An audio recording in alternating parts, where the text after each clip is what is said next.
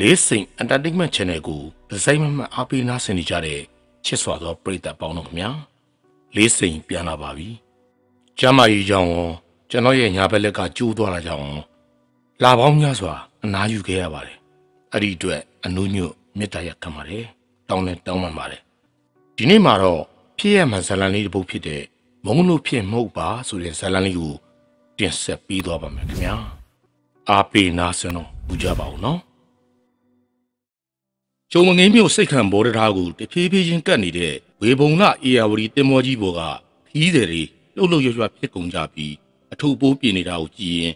ကျွန်တော်တပင်းချမိပါတယ်ဟုတ်တော့လေဟုတ်ပါတယ်ဘယ်သူမဆိုကိုယ့်နေရာဒေတာကိုပြန်ရောက်တာနဲ့မိသားစုနဲ့တွေ့ဖို့အိမ်ပြန်ချင်ကြမှာပဲလေစိတ်ခံဘော်တရားဘော်မှာလည်းအထုပ်ပိုးတည်ကြမဲ့သူတွေလာကြိုကြတဲ့မိသားစုတွေတပြုံးတမကြီးတနေကုန်ရွာတဲ့မိုးကလေပြင်းကိုပါပေါ်ခေါ်လာသေးတော့မလက်တူခွေမှာမိုးပြင်းလေပြင်းပြီးတင်မောတချံဆောင်းသွားခဲ့တင်မောဘေးကတာလပတ်တွေအမြန်တင်ရင်ခီးတဲ့တွေအလဲမှဆုထိုင်ကြပါလို့တင်မောဝန်ထမ်းတွေကအော်ဟစ်ပြောဆိုကြပေမဲ့ငိုတဲ့သူကငိုပြေးတဲ့သူကပြေးတက်ကဲဘောတွေပြေးယူတဲ့သူကယူနဲ့ကဘာပြက်နေသလိုပါပဲကျွန်တော်လည်းဒီတစ်ခါတော့သွားပြီလို့ထင်လိုက်မိပေမဲ့အသက်ဘေးကတီတီလေးလွတ်မြောက်ခဲ့ရတယ်ခုတော့လေကိုနေရာကိုဒီတာကိုပြန်ရောက်ပြီးမှစိတ်ထုံချလိုက်မိပါတယ်မြင်းဝကျွန်းပေါ်သားတွေမှုကျွန်းချမ်းချင်းရေကူးတတ်ကြတယ်ဆိုပြီးမြဲတင်မောနှင့်ရင်တော့အသက်ရှင်တဲ့သူနေပါတယ်ဒါပေမဲ့လေရေလန်းခီးယူတာအားထားပြီးသွားလာကြရကုံစီကူးတန်းနေကြရလေတော့ဝမ်းစာရေးအတွက်အသက်ဘေးတော်မမှုနိုင်ကြပါဘူးဖြစ်ထောင်ဖြစ်ခဲဆိုပေမဲ့လို့တကယ်ဖြစ်ရင်တော့ဘာမှမတတ်နိုင်ပါအေယာဝတီနှစ်ထပ်တင်မောကြီးတွေကယေစုတိမ်ပါတယ်နှစ်ထပ်လည်းဖြစ်နေတော့ဘေးကိုတင်းဆောင်ပြီးမှောက်ဖို့အလွန်လွယ်ပါတယ်ဒါကြောင့်လဲမိုးကာလမှာဖျားတာပြီးသွားလာနေကြရတယ်ကျွန်တော်လည်းအမေနေထိုင်မကောင်းလို့ရုံးကိုခွင့်တင်ပြီးပြေးလာခဲ့ရပါတယ်တနေကုန်ရွာတဲ့မိုးကကြုံမငင်းမျိုးကိုရောက်တဲ့အထိတဲကြီးမဲကြီးရွာနေတုံးပါကျွန်တော်ပါဝင်ခီးတဲ့ဒီအကုန်လုံးလဲရေရီရွှဲဆူနေပါပြီတင်မောနဲ့စိတ်ခံဘောကိုကုန်းမောင်ထိုးလိုက်ပြီးဆိုတာနဲ့အပြေးလွှာတိုးဝစ်ပြီးဆင်းသွားလိုက်ကြတာများဆင်းတဲ့သူကုန်းတလောက်ရှိမှကျွန်တော်လဲဝှစားအိတ်လေးနဲ့ရန်ကုန်ကဝယ်လာတဲ့လက်ဆောင်ပစ္စည်းတို့လေးဆွဲပြီးဆင်းရပါတော့တယ်ကျုံမငင်းမျိုးဘောကခီးတဲ့တွေကတော့လာကြိုကြတဲ့သူရှိလို့မိုးကာနဲ့လုံချုံပေါ့ကျွန်တော်ကတော့ကျုံမငင်းမျိုးကနေရွာရောက်ဖို့ပဲထောင်နဲ့နာယူဝဲလောက်သွားအောင်ပါရွာရောက်ရင်လေလေစိတ်ကနေအိမ်ရောက်တဲ့အထိကသိန်းရုံးကနေဘွယ်ယုံပြီးရှောက်အောင်ပြေုံမယ်မိုးတိတ်တဲ့ထိစောင့်နေပြန်ရင်အိမ်ရောက်တော့ကြမှာလေစိုးပါတယ်ပဲထောင်ကတော့ကျွန်တော်အသိရှိလို့အချိန်မီသွားလာလို့ရပြီမဲ့ရွာရောက်တဲ့အခါမီးမပါဘာမပါနဲ့ပေါင်နဲ့မဲမဲတွေရှောက်အောင်မှာမလွယ်လှပါအချိန်ကမနက်4 နာရီကျော်ပဲရှိပါသေးတယ်စိတ်ခံဘောဒရာပေါ်မှာရက်နေရင်မိုးဆဲသွားမဲ့အချိန်ကိုစောင့်နေလိုက်ပါတယ်15 မိနစ်လောက်နေတော့မိုးဆဲသွားတာနဲ့ကမ်းနားလမ်းကနေမြို့မလမ်းကိုတုတ်ချီတင်ရပါတော့တယ်မြို့မလမ်းရောက်တော့အုံးမေမကန်ကူတဲ့နာမည်ကျော်ငယ်ချမ်းဆွေတရားကိုဖြတ်ပြီးပဲတောင်ပန်ရှင်မိတ်ဆွေကြီးကိုတင်လာစီကိုသွားပါတယ်ကိုတင်လာစီရောက်တော့နှိုးစရာတော့မလိုပါအိမ်တကားဖွင့်မီးတွေဖွင့်ပြီးပက်လက်ကလေးထိုင်မှာရင်နှွေးချမ်းတောက်ရင်လမ်းမဘက်ကိုမျောကြည့်နေတဲ့ကိုတင်လှကိုဆိုက်မြက်တွေ့လဲရတာပါပဲကိုခင်မောင်အိမ်ထဲမြန်ဝင်ဒီကိုယ်လုံးနဲ့ရွှဲဆူလို့ပါလားထီးမပါဘူးလားဗျာပါမလားကိုတင်လှကြီးဇနီးနဲ့ကလေးတွေရောနေကောင်းကြရဲ့လားကောင်းတယ်ဗျာမျိုးသမီးကတော့ကိုဝန်3 လရှိနေပြီဟုတ်လားအကြီးလေးကဘယ်နှစ်လဲအကြီးလေးက9 နှစ်ဗျာအစင်ပြေတာပေါ့ဗျာ9 နှစ်กว่าတဲ့ဆိုတော့ညီညီမကိုထိနိုင်ပြီသားသမီးများတာကောင်းတယ်ဗျနောက်တစ်ချိန်ကို့အတွက်အထောက်အကူဖြစ်တာပေါ့မမျော်လင့်ပါဘူးဗျာကျွန်တော်တို့လည်း2 ယောက်ပြီးတာနဲ့တားကြောဖြတ်လိုက်တော့မယ်ဒါနဲ့ကိုတင်လာအစိုးကြီးနိုးနေတာလားခင်ဗျားဒီနေ့မနေ့ပြန်အောင်မယ်လို့စာလိုက်ကိုဖုံးဆက်ထားတယ်လေစာလိုက်ကစီးမလေးလာပြောထားလို့စောင့်နေတာအာဟုတ်သားပဲတင်မောအိုးဩတန်ကြတာနဲ့ငေါက်ခရက်ထပြီးအကျန်းတိုးနဲ့ထိုင်ဆောင်နေတာထီးမပါမှန်းသိရင်ကျွန်တော်လာကြိုတာပေါ့ဗျာရပါတယ်ဗျာရပါတယ်ဝစားလက်ပြီးလက်ဖေးရံပူလေးတစ်ခွက်လောက်ချလိုက်ဗျာဟုတ်ကဲ့ကိုတင်လာမမြင့်တို့သားမီရောအိတ်နေကြလားသူတို့သားမီကမနေ့ကတင်မောနဲ့ဘီတုကိုသွားကြတယ်ဩကဲဝစားလဲလိုက်အောင်ကိုခင်မောင်မနဲ့လင်းမသွားကြတာပေါ့ဗျာသမင်းချမ်းနဲ့ငချောက်ဟင်းတော့ရှိတယ်စားမလားဟာအတော်ပဲဗျူကျွန်တော်လည်းဗိုက်စာနေတာလှုပ်ဝစားလဲကျွန်တော်ခုခတ်ပြင်ဆင်လိုက်အောင်မယ်ဟုတ်ကဲ့ကိုတင်လာဗိုက်စာနေတော့ထမင်းအေးဟင်းအေးကိုရင်နွေးချမ်းပူလေးနဲ့မျောချရပြီမဲ့အတော်စားကောင်းတာ စားတော့ပြီးစီးသွားတော့ကိုတင်လှနဲ့စကားစမိပြောဆိုရင်ကြုံတွေ့ခဲ့ရတာတွေပြောပြပါတယ်ကိုခင်မောင်ကြီးခမရရေကူးကျွမ်းနေပါတယ်ဗျာမလုံးနဲ့ကိုတင်လှရေကူးဘလောက်ကျွမ်းပါစီတင်မောနဲ့မကူးတတ်တဲ့သူကကို့ကိုအတင်းဖက်ထွက်ထားတာနဲ့ရေနစ်သေးမှာတင်မောကလည်းဆွဲချအောင်ပါဗျကိုခင်မောင်ကြီးဗျာကိုတင်လှဒီတမောအိတ်လိုက်ပါအောင်လားခမရလည်းပင်မနေရောပေါ့အခုမှ4 နာရီကြုံမှရှိသေးတယ်မိတော့ပါဘူးကိုတင်လှရွာကိုပြန်နေတယ်ဗျာအမေနဲ့အဖေကိုတွေ့ကျင်တယ်အမေအိတ်ရတဲ့လဲနေတယ်ဆိုလို့ခွင့်ယူပြီးပြန်လာခဲ့ရတာမနဲ့မိုးလေးမှပြန်ပါလားဗျာလင်းလင်းရှင်းရှင်းနဲ့ဆိုပိုအစင်မပြေဘူးလားခမရမှာဓာမရှိတယ်မလားရှိပါတယ်ဒါဆိုရတယ်ဗျာမိုးကြီးလေးကြီးနဲ့ဆိုတော့အမေနဲ့အဖေလည်းစိတ်ပူနေတော့ပြီခမရသဘောဗျာခမရသဘောလိုက်ဖို့တာကပို့လို့ရပါတယ်ဓာမီယူလိုက်ဦးမယ်ထီးလဲယူသွားဟုတ်ကဲ့ကိုတင်လှလူကြုံနဲ့ပြန်ထည့်ပေးလိုက်ပါမယ်ရပါတယ်ဗျာအေးအေးစစ်စစ်တွေးမှပဲပြီးတော့ခမရလဲကြုံမငင်းကိုလာအောင်ပါပဲလေကျွန်တော်တို့2 ယောက်အိမ်တကားတော့ခတ်ပြီးပဲ့တောင်ရထားတဲ့ဈေးကြောင်းလှည့်စိတ်ကိုရှောက်သွားကြပါတယ်အဲ့ဒီနောက်ပဲ့တောင်မို့တက်လိုက်ကြပြီးဆက်နှိုးကဈေးကြောင်းထဲကနေထွက်လာခဲ့ကြပါတော့တယ်ရွာကိုရောက်တော့မနေ့9 နာရီထိုးပါပြီကိုတင်လှလည်းကျွန်တော်ကိုပို့ပြီးတာနဲ့ပြန်သွားပါတော့တယ်အလင်းရောင်လည်းတန်းလာပြီးမို့ပစိုးကြောင်ကြိုက်ဘဝစားအိတ်ကိုပခုံးမှလွဲလက်ဆောင်ထုတ်ကိုလက်ကဆွဲပြီးကသင်းယိုတိုင်ရှောက်ရပါတော့တယ်ဟာကိုကမောင်အလဲလာတာလားကသင်းယိုကိုကြည့်ပြီးရှောက်နေရတော့ညနေချင်းဆိုင်ရလာတဲ့သူကိုတတိမထားမိလိုက်ပါဘူးမော်ကြည့်လိုက်တော့မှကွန်နဲ့ဖော့တွေကိုပခုံးပေါ်ထမ်းထားတဲ့ကိုထိန်လင်းဖြစ်နေပါတယ်ဟောကိုထိန်လင်းစောစောစီးစီးပိုက်သွားချမလို့လားဗျဟုတ်တယ်ကိုကမောင်ဒီမနက်သင်္ဘောနဲ့လာတာလားဟုတ်တယ်ကိုထိန်လင်းအမေအိတ်ရတဲ့လဲနေတယ်ဆိုလို့ခွင့်ယူပြီးအမြန်ပြန်ပြေးလာတာအဲ့ဒီလောက်စိတ်မပူပါနဲ့ဗျာကြီးမေကြီးတက်တာသွားပါပြီအစုပ်အေးပတ်ပြီးချောင်းဆိုးတာပါလူကြီးဆိုတော့အားပြတ်ပြီးအိတ်ရတဲ့လဲတာပေါ့ဗျာဟိုးနေ့ရတော့ကြီးမေနဲ့ဘဘစားဖို့ငရံခေါင်းတစ်လုံးသွားပေးလိုက်သေးတယ်ဟဟလားတော်သေးတာပေါ့ဗျာအခုမှပဲစိတ်အေးရတော့တယ်တေကြီးမပါဘူးလားတေကြီးကြောင့်ပြောလဲမပြောချင်တော့ပါဘူးဗျာဗျာဘလို့ဖြစ်လို့တော့တေကြီးတို့လင်မယားမနေ့မနေ့ကလေးကရန်ဖြစ်ကြတာသူ့မိမခင်ပြုံးကတော့တား2 ယောက်ခေါ်ပြီးမနေ့နေ့လေလောက်ကအိမ်ဘောကဆင်းသွားပြီဟာဘလို့ကြောင့်လဲတေကြီးရဲ့အရှုပ်ထုတ်ဖို့ဗျာဘလို့ခင်ဗျားပြောတာကျွန်တော်နားမလဲကိုထင်လင်းဒီလိုကိုခင်မောင်ကြီးတေကြီးကစင်မင်းချောင်းရွာကမက်ခင်မြင့်နဲ့ရှုပ်တယ်ဟိုကမုတ်ဆိုးမရုပ်ရည်ရလေခင်ပြုံးလောက်တောင်ပုံမလာဘူးမက်ခင်မြင့်ရဲ့လင်ကျော်လင်းနဲ့တေကြီးကတငယ်ချင်းနေဗျကျော်လင်းသေးပြီးတစ်နှစ်တောင်မကြာဘူးတေကြီးနဲ့ညှိတော့တာပဲအလိုလေးဗျာဟိုမျိုးသမီးကတေကြီးမှမိမနဲ့ကလေးရှိတာမသိဘူးလားသိတာပေါ့ဗျာကျွန်တော်လည်းတားတာပဲအခုကိုဝန်တော်9 လကျော်နေပြီဟမ်ခင်ပြုံးကဘလို့လို့တိသွားတာလဲဟိုကလိုက်လာတယ်လေတေကြီးနဲ့ကွာရှင်းပေးဖို့ရောကိုဝန်9 လလွယ်ထားရတာကိုဖွင့်ပြောတော့အကုန်ရှုပ်ကုန်တာပေါ့ဗျာဂျားကကျွန်တော်ပါအားပေးအားမြောက်လုပ်တယ်လို့အပြောခံရသေးတယ်ဖြစ်ရမယ်လို့ဗျာကလေးတွေကဥမမဲစာမြေမြောက်ကလေးတွေတေကြီးကတော့ကွာအဲ့ဒါပြောတာပေါ့ကိုခင်မောင်ဦးရာခင်ပြုံးကတေကြီးကိုချစ်လိုက်တာမှဖူးဖူးမဟုတ်တတ်တေကြီးရက်တော့ချင်းအရက်ပြေးဝဲရတာနဲ့အမီးလုတ်ပေးရတာနဲ့မူယူပြီးရိုက်နေရင်လည်းတခွန်းမှပြန်မပြောပဲငုံခံနေတဲ့သူတေကြီးကိုတော်ချစ်ရှာတာကျွန်တော်သိတယ်ကိုထိန်လင်းဂျားတွေကကလေး2 ယောက်တနာဖို့ကောင်းတယ်ဗျာ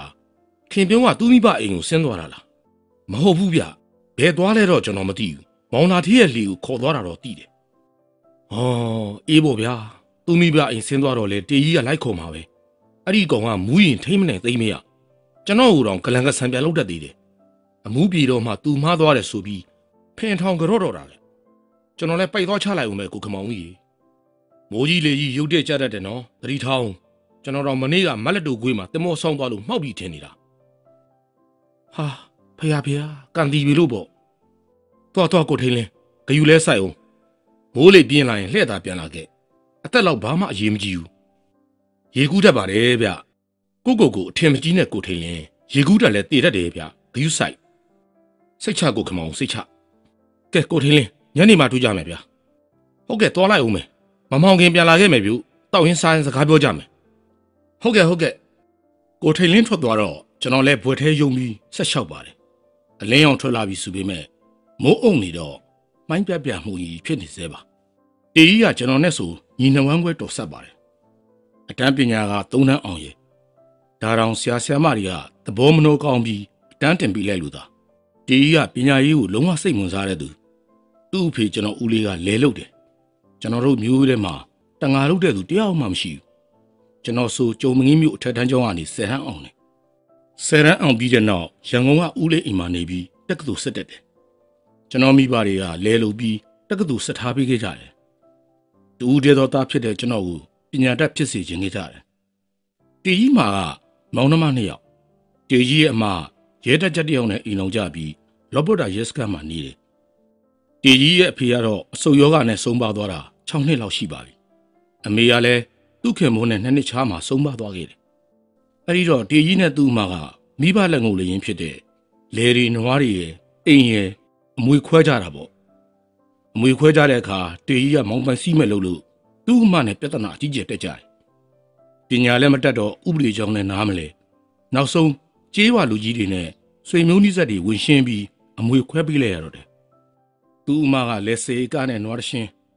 တေကြီးကလည်း9အိတ်ကနဲ့အိမ်တလုံးအိမ်ဆိုတာတဲအိမ်မဟုတ်ဘူးတော့တက်သားအိမ်ဒူးနဲ့ဒဲနဲ့အခိုင်မှာ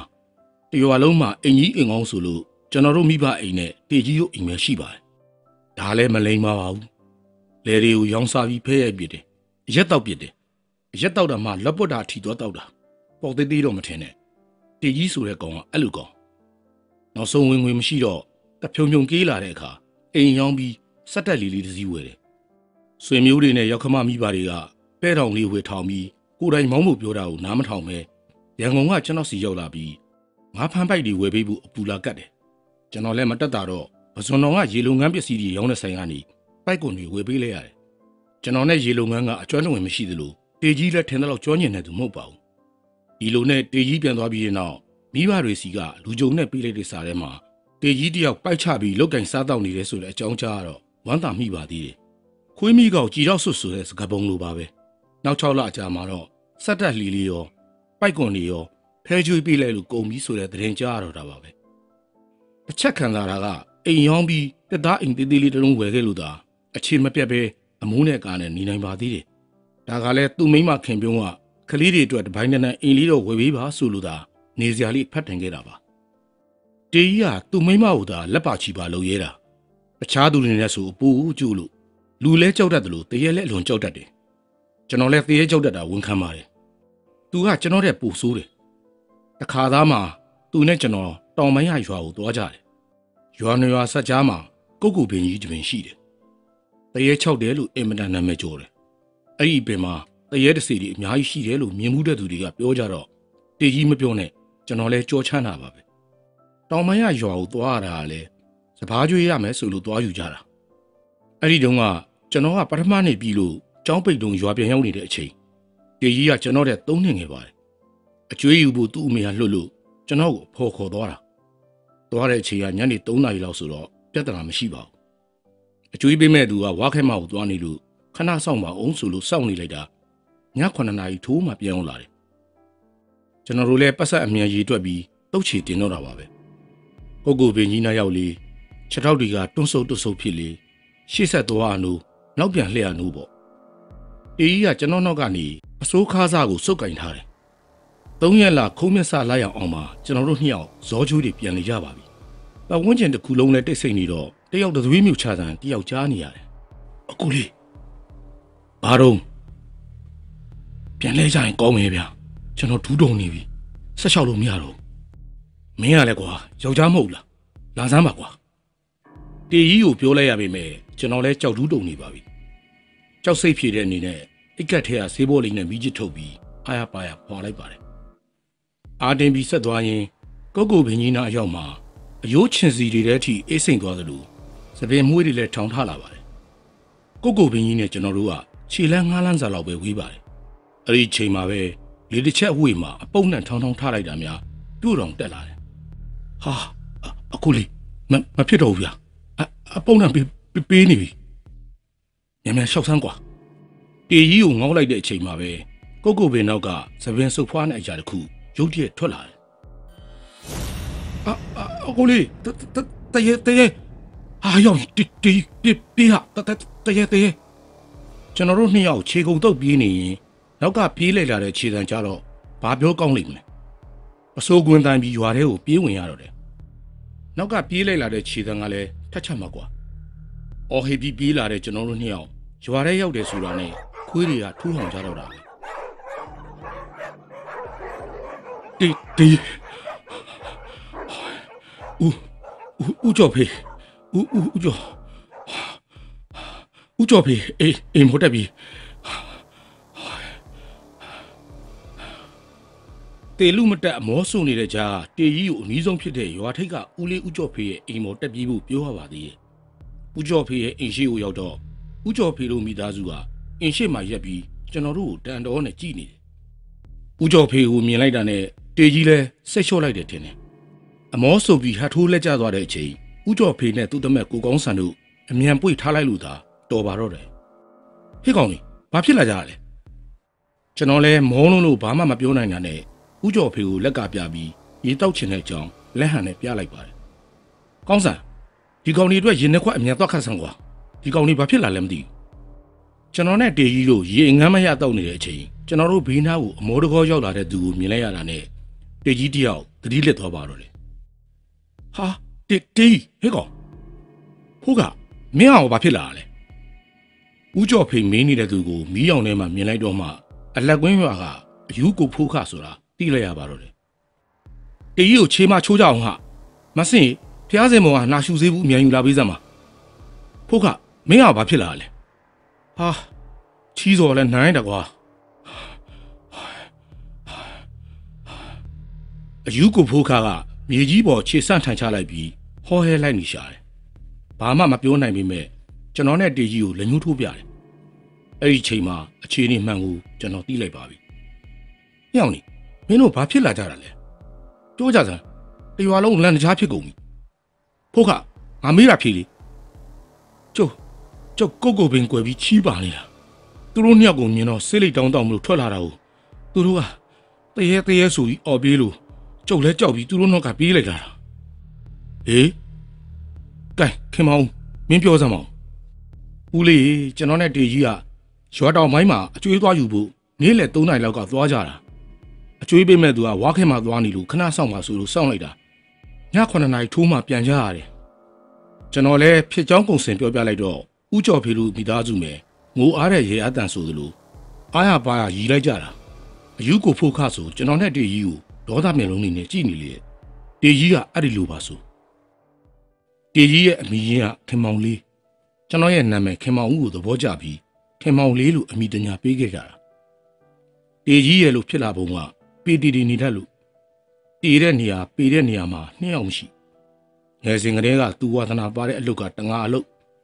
ညောင်းကြိုညောင်းကြားချောင်းကြိုချောင်းကြားသာမကလေထဲပါဆင်းပြီးငါးဖတ်နေကောင်အရွယ်လေးရောက်လာတော့အရက်တောက်တတ်ဖဲရိုက်တတ်လာတယ်အိမ်လည်းမကတ်တော့တေကြီးကတေပေမဲ့ရုပ်ကအဆိုးကြီးတော့မဟုတ်ပါဘူးသူနဲ့ချစ်ချိုးတော်နေတဲ့မိန်းကလေးကဖူးပစိန်ဒေါ်နီလာတို့ရဲ့သမီးငယ်ခင်ပြုံးလည်းအချောလာစီးရင်ဝင်ပေမဲ့ကြည်ပျော်ရှိပျော်ရှိပါတယ်ညာဘက်နှခမ်းတော့အပေါ်နာအမှိတ်ရယ်ရီလိုက်ရင်ပချိုင်လေးနှစ်ဖက်ချိုက်ဝင်သွားတာရဲ့ကခင်ပြုံးရဲ့ထူးထူးခြားခြားအလှတရားတွေပါခင်ပြုံးကတေကြီးပေါ်မှာလဲနားလေတယ်နွန်နာခန်းနေ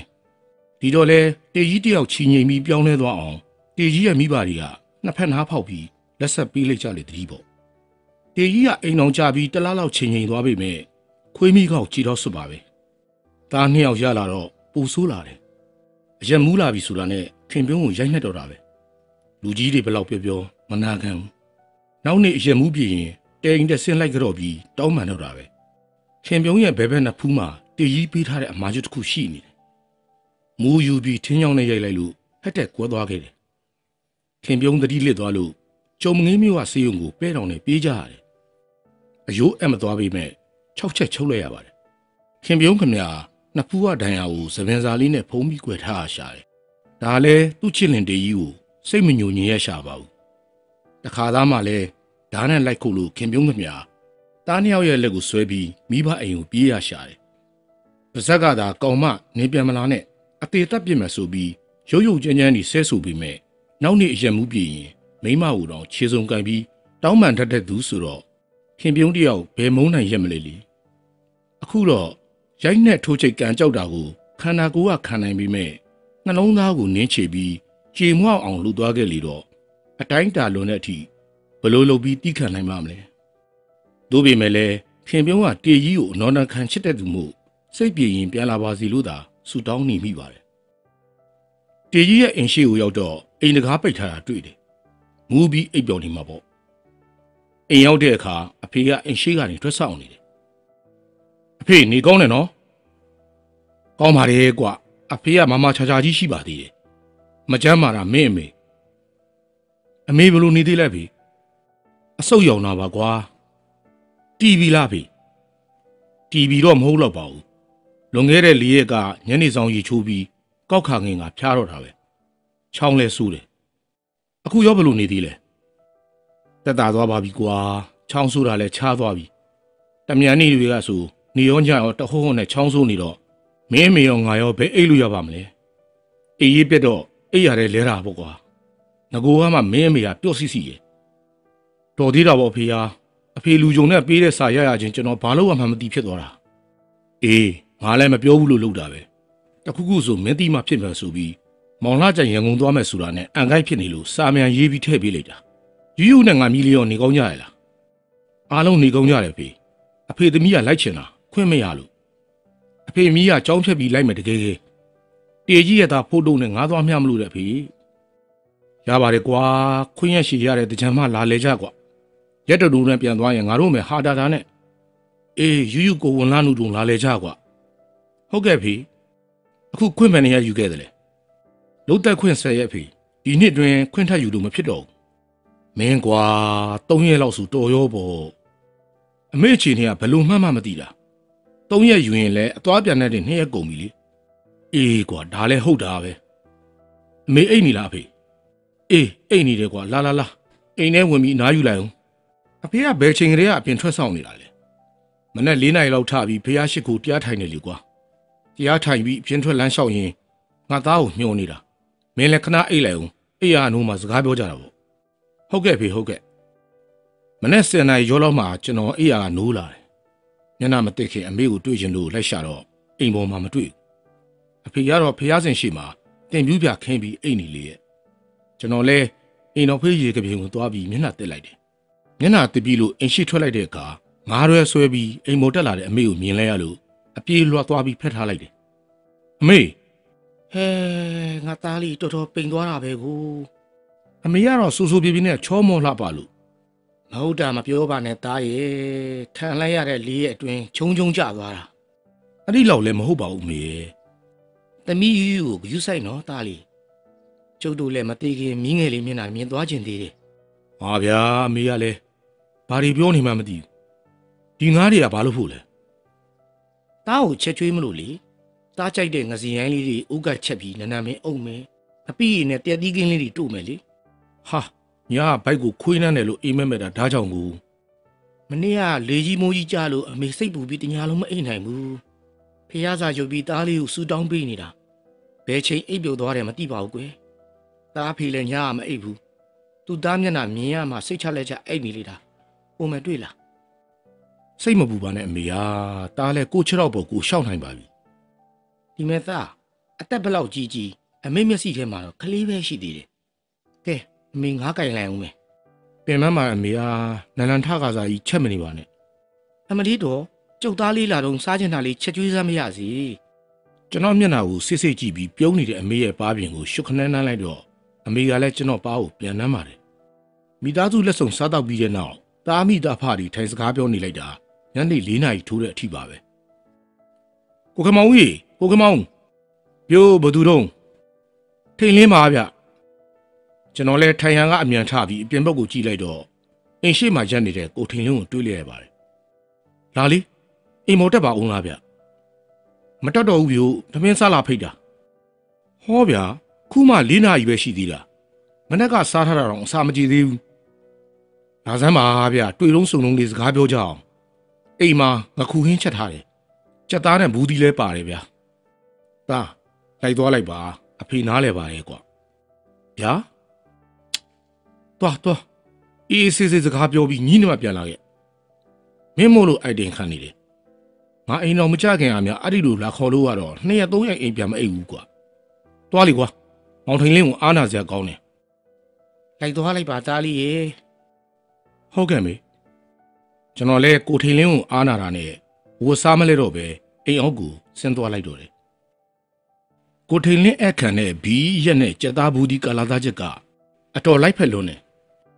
ငါ့ဥဟင်ဟာစားကောင်းမိမဲ့အရက်နဲ့မလိုက်ဖက်လို့တုတ်ကနန်းစိတ်ကနန်းလောက်ပါပဲဘီနှလုံးလောက်ကုန်တော့အာလေးရှာလေးမျက်လုံးမှီးလာကြပါပြီပြောစရာစကားတွေလည်းကုန်သွားကြပြီအချိန်ကလည်းတကောင်ရန်ကျော်နေပါပြီကိုထိန်လင်းရဲ့ဇနီးမန်းရင်ရွှေတို့သားမိတောင်အိမ်မောကျနေကြပါပြီကိုထိန်လင်းကျွန်တော်ပြန်တော့မယ်ဗျာအတော်ကောင်းနေပြီဗျာကျွန်တော်လည်းအတူတူပဲဗျာအရင်ကတစ်ပိုင်းလောက်ဆိုရင်ကိစ္စပြီးပြီစကားပြောကောင်းနေတာနဲ့လက်လွန်ကြက်သွန်ဖြစ်သွားတာသမင်းရောစားနိုင်သေးရဲ့လားစားနိုင်ရင်စားသွားလေမစားနိုင်တော့ဘူးဗျာချက်ဘူးဟင်းဦးတော့တဝက်ကျိုးသွားပြီလေဘိုင်လဲကားသွားပြီဟုတ်တယ်ကျွန်တော်လည်းမစားနိုင်တော့ဘူးကိုမောင်ကျွန်တော်လိုက်ဖို့ပြင်မယ်ဒီပါစေဗျာရပါတယ်ဘာလို့ဝေးတာမှတ်လို့ခင်ဗျာကျွန်တော်တဲ့ပူရိုင်းနေတယ်သူ့ပြန်ပို့ကိုပြန်ပို့နဲ့မိုးလင်းတာတော့ပြီးနိုင်မှာမဟုတ်အဲ့ဒါဆိုစိတ်ချမယ်ဗျာစိတ်သာချသမ်းပါဗျာဒီရွာမှာချက်မြုပ်ခဲ့တဲ့ကောင်ပါဗျဟုတ်ပါတယ်ကဲကိုထိန်လင်းသွားမယ်ဗျဟုတ်ကဲ့ကိုကမောင်ဦးဟုတ်ကဲ့နောက်နေ့ထပ်ဆုံကြတာပေါ့ဗျာကောင်းပါပြီဗျာကောင်းပါပြီကိုထိန်လင်းကကျွန်တော်တဲ့အသက်2နှစ်ကြီးပြီမဲ့ကျွန်တော်ကိုတလေးတစားနဲ့ကိုတက်ခေါ်ပါတယ်ကိုထိန်လင်းကကျွန်တော်တို့ရွာသားမဟုတ်ပါဘူးကျုံမငင်းမျိုးအနီးကမန်းကလေးရွာသားပါကျွန်တော်တို့ရွာသူမန်းရင်ရွှေနဲ့အိမ်တော်ကြပြီးရွာမှာပဲအခြေချနေထိုင်มาတော့တယ်တေကြီးကစက်တက်လေးနဲ့ပိုက်ကွန်လေးရောင်းလိုက်တော့အလုံးလက်မဲ့ဖြစ်သွားတာကြောင့်ကိုထိန်လင်းကပဲသူနဲ့အတူတဖုံစားဖြစ်အတူလုတ်ကင်စေးပါတယ်တဖုံစားဆိုတာကပိုက်3ပုံချရင်ကိုထိန်လင်းကပိုက်2ဖုံတေကြီးက1ဖုံတေကြီးပိုက်ကငါးအမိများသည်ဖြစ်စေနဲသည်ဖြစ်စေမရသည်ဖြစ်စေကံတရားပဲငါးမရတာတော့အလွန်ရှားပါတယ်ပိုက်ချပြီဆိုရင်လေတစင်းနဲ့ပိုက်နားမှာစောင့်နေရတယ်အေယာရီတင်မောကြီးကြီးတွာလာတဲ့ရေချောင်းလန်းနဲ့လွတ်အောင်ပိုက်ချရတယ်ရေစည်းနဲ့မျောသွားလို့လမ်းကြောင်းပေါ်ရောက်သွားရင်လေပိုက်ဒီကိုပြန်ဆွဲယူရတယ်ညအချိန်မျိုးဆိုရင်တော့ပိုက်စနဲ့အစုံထိတ်ကဖော်တုံးနေမှာဓခဲသုံးမိတ်တုံမီးလေးတွေတက်ထားရတယ်အကြောက်အဆုံးကတော့ပိုက်တစ်ခုနဲ့ငါးတစ်ခုတွေပါပဲကိုထိန်လင်းရဲ့ကျေးဇူးကြောင့်တေကြီးတို့မိသားစုပြည့်ပြည့်စုံစုံမဟုတ်ပေမဲ့ဝမ်းရည်အတွက်တော့ဖူလုံးပါတယ်ခင်ပြုံးကကလေးတွေကိုသူ့မိဘတွေစီမှာအပ်ထားခဲ့ပြီးငပိသွားနေမယ်ငချောက်သွားခွဲမယ်ဆိုတော့လေတေကြီးကမိမကိုစိတ်မချလို့မလွတ်ဘူးအခုတော့စိတ်မချဘူးဆိုတဲ့သူကစပြီးဖောက်ပြန်သွားတာဆိုတော့ခင်ပြုံးတယောက်ဘလောက်ခံစားနေရမယ်ဆိုတာကျွန်တော်နားလဲပါတယ်ဒီနေ့ညတော့မိုးမရွာတာကံကောင်းတယ်လို့ပြောရမယ်မိုးသာရွာချလိုက်လို့ကတော့တကိုယ်လုံးရွှဲရွှဲဆူမှအသေးချပါပဲကိုဟာကိုသာမမူးဘူးထင်ရပေမဲ့လမ်းတလန်းလုံးအပြည့်လျှောက်နေတာတော့တတိထားလိုက်မိတယ်လိုက်အောင်မှိန်ပြပြကိုအားပြုပြီးကချော့ကချွတ်လမ်းကိုတတိထားလျှောက်နေရင်ကတေကြီးတို့အင်ရှိလမ်းပေါ်မှာထိုင်နေကြတဲ့ခင်ပြုံးတို့သားအမိကိုတွေ့လိုက်ရပါတယ်ခင်ပြုံးနဲ့အကြီးကောင်လေးကိုသာတွေ့ပြီးငယ်ကောင်လေးကိုမတွေ့ပါတကိုယ်လုံးရည်တွေရွှဲဆူနေပေမဲ့ချမ်းတုံနေတဲ့ပုံစံမျိုးတော့မဟုတ်ပါဘူးလမ်းပေါ်မှာဒူးနှစ်ပတ်ပိုက်ထိုင်ပြီးအိမ်ကိုကြည့်နေကြတဲ့ခင်ပြုံးတို့သားမိနှစ်ယောက်ကိုတေကြီးကအိမ်ပေါ်တက်မခံလို့ပဲဖြစ်မယ်လို့တွေးမိပြီးခင်ပြုံးတို့သားမိနှစ်ယောက်နားကိုရှောက်သွားလိုက်ပါတယ်ဟဲ့ခင်ပြုံးအချိန်မတော်ကြီးလမ်းပေါ်ဘာထိုင်လုံးနေကြရလဲတကိုယ်လုံးလဲရည်တွေဆိုလို့အေးမိတော့မှာပဲဟာဖိုးတို့မင်းဖေအိမ်ထဲမှာလားငယ်ကောင်ဖိုးသားရောကျွန်တော်မေးပေမဲ့ခင်ပြုံးတို့သားမိကကျွန်တော်ကိုဘာမှပြန်မပြောပဲအိမ်ကိုသာကြည့်နေကြပါတယ်ဟဲ့ခင်ပြုံးငါမေးနေတယ်လေတေကြီးကအိမ်ပေါ်တက်မခံလို့လားဒီကောင်နဲ့တော့ကွာလာငါနဲ့လက်ခဲ့ကြတေကြီးကိုငါပြောပေးမယ်ခင်ပြုံးတို့သားမိနှစ်ယောက်ကိုပြောဆိုပြီးတေကြီးရဲ့အိမ်ရှိကနေလှမ်းခေါ်လိုက်ပါတယ်တေးဟဲ့အောင်တေးဟဲ့အောင်ထားသမောင်ကွာလူလေအားလေးရှာလေးနဲ့ပြန်ထူးလိုက်တဲ့အတန်ကြောင့်တေးယူမူးနေတယ်ဆိုတာသိလိုက်ပါပြီငါခင်မောင်ကွာလာစမ်းကွာတကားဖွင့်တယ်ဘာလို့မလို့လဲဗျာဒီမှာအိမ်နေပြီဗျဟဲ့အောင်တေးမင်းမနဲ့အကြီးကောင်လမ်းမပေါ်မှာထိုင်နေကြတယ်အဲ့ဒီလူတော့မလုံးနဲ့လीကွာရေတွေလည်းဆူရွှဲနေကြတယ်ဖြားနာကုန်တော့မှာပဲထားလိုက်ဗျာထားလိုက်ပါဦးဗျာခင်ဗျားလည်းပြန်တော့ဟဲ့အောင်တေးမင်းရများတကားဖွင့်မလားမဖွင့်ဘူးလား ဟာဗျာတော်တော်နှောင့်ယှက်တာပဲဗျာခဏကြာမှာတော့တေကြီးကပစိုးကွင်းတိုင်းနဲ့တကားလာဖွင့်ပေးပါတယ်ဟဲ့တီဟိုမဲမင်းမိမနဲ့အချီကောင်လေးတွေ့လားခင်ပြုံးတို့သားအမိဒုက္ခရောက်နေကြတယ်ကျွန်တော်ပြောလိုက်တော့တေကြီးကမျက်လုံးပုတ်တက်ပြီးလမ်းပေါ်ကြည့်ပါတယ်မမတို့မမတို့မတွေ့ပါဘူးဗျာဟိုမာလေးကွာမျက်လုံးနဲ့ဖြဲကြည့်အောင်ကွာငမူးကတေကြီးကိုပြောရင်နောက်လက်ကြည့်လိုက်တော့ခင်ပြုံးတို့သားအမိကိုမတွေ့တော့ပါဘူးဟိုသားအမိဘယ်ရောက်သွားပြီလဲကျွန်တော်လဲခင်ပြုံးတို့သားအမိအတွက်စိတ်ပူပြီးအနီးနားမှာရှာပေမဲ့အရေးရောင်တော့မမြင်ရတော့ပါဘူးတေကြီးကတော့ပစိုးကွင်းတိုင်းနဲ့တကားပေါင်ကိုမိထားပေမဲ့ဂျိုင်ထိုးနေပါတယ်အင်းအောက်ကိုလည်းဆင်းမလာပါဘူးခင်ဗျာတော်နှောက်ရှက်တဲ့သူပဲအဲ့တော့မယ်ဗျာဟိုကောင်မသားမိကိုတနာရင်ခင်ဗျာအိမ်ကိုခေါ်သွားထမင်းမှာကျွေးထားလိုက်အိမ်ပြန်လာဖို့စိတ်တော်မကူးနဲ့လို့ပြောလိုက်ဗျာပြောဆိုဆိုနဲ့တကားစောင့်ပိတ်လိုက်တာကြောင့်ကျွန်တော်ဒေါသထောင်းခနဲ့ဖြစ်သွားပါတယ်တောက်ထားတဲ့အရှိန်နဲ့သွေးရနှစ်ထင်ကိုစောင့်တိုးသွားတယ်ဒါပေမဲ့ဘာတတ်နိုင်ပါလဲလေသူတစ်ပါးအိမ်တွင်းရဲကိုဝင်မပါခြင်းပေမဲ့ခင်ပြုံးတို့သားမိကိုတွေ့ရင်တော့အိမ်ကိုခေါ်သွားမယ်လို့ဆုံးဖြတ်လိုက်ပါတယ်ခွေးတောင်စားခင်ပြုံးကြီးဘက်မှာပုံနေလေထွက်လာကြစမ်းငါနဲ့လိုက်ပြီးအိမ်မအိတ်ကြဟိုလျှောက်ဒီလျှောက်နဲ့ခင်ပြုံးတို့သားမိကိုရှာပြီးပြောဆိုပေမဲ့အရေးအယောင်လည်းမတွေ့သလိုတုံ့ပြန်တယ်လည်းမကြားပါဘူးနောက်ဆုံးတော့လက်လျှော့ပြီးအိမ်ကိုပြန်ခဲ့ရပါတော့တယ်အိမ်ရောက်တော့အဖေကမအိတ်သေးပဲစောင့်နေရှာတယ်ကျွန်တော်လည်းခြေလက်ဆေးကြောပြီးအိမ်ပေါ်တက်သွားလိုက်တယ်အဖေမအိတ်သေးဘူးလားအိမ်မရလို့ထိုင်နေတာပါကွာအဖေကကျွန်တော်ပြန်မလာသေးလို့စိတ်ပူပြီးစောင့်နေတာသိပါတယ်အဖေသွားအိတ်တော့လေကျွန်တော်တကားတွေပိတ်ပြီးအိတ်တော့မယ်အေးအဖေအိတ်ခန်းထဲဝင်သွားတော့ကျွန်တော်လည်းတကားတွေပိတ်ပြီးရေတစ်ခွက်ခတ်တော့ခါအပေါ်သွားဖို့အိမ်တော်ဖေးကိုဝင်သွားလိုက်တယ်ကျွန်တော်တို့ရွာကရေတက်ရင်ခါးလေလောက်ထိတက်တတ်တော့အိမ်တွေကခြေရန်ရှိအိမ်ကြီးပါပဲအိမ်သာသွားဖို့ဆိုလဲတက်သားပြားတွေခင်းထားပြီးဘေးမှာလက်ကင်တန်းပါတဲ့တရားကနေသွားပါတယ်။နွားတင်ကုတ်ဆိုလဲ၄ပေမြင့်လောက်တက်သားနဲ့စောက်ထားရတယ်။မိုးစက်တက်ရွာထားတော့အိမ်အောက်မှာမျက်စိလောက်ရေတင်ကြနေပါသေးတယ်။အိမ်သားတွေကိုရိုးချောင်းဆက်ပုံမေးတင်စောက်ထားကြတာဆိုတော့အိမ်သားနဲ့အိမ်တော်ဖေးကြီးကပြင်ကပေ20လောက်ဝေးပါတယ်။ကျွန်တော်လည်းလက်ကင်တန်းကိုကင်ပြီးအိမ်သားထဲဝင်ကအပေါ်သွားလိုက်တယ်။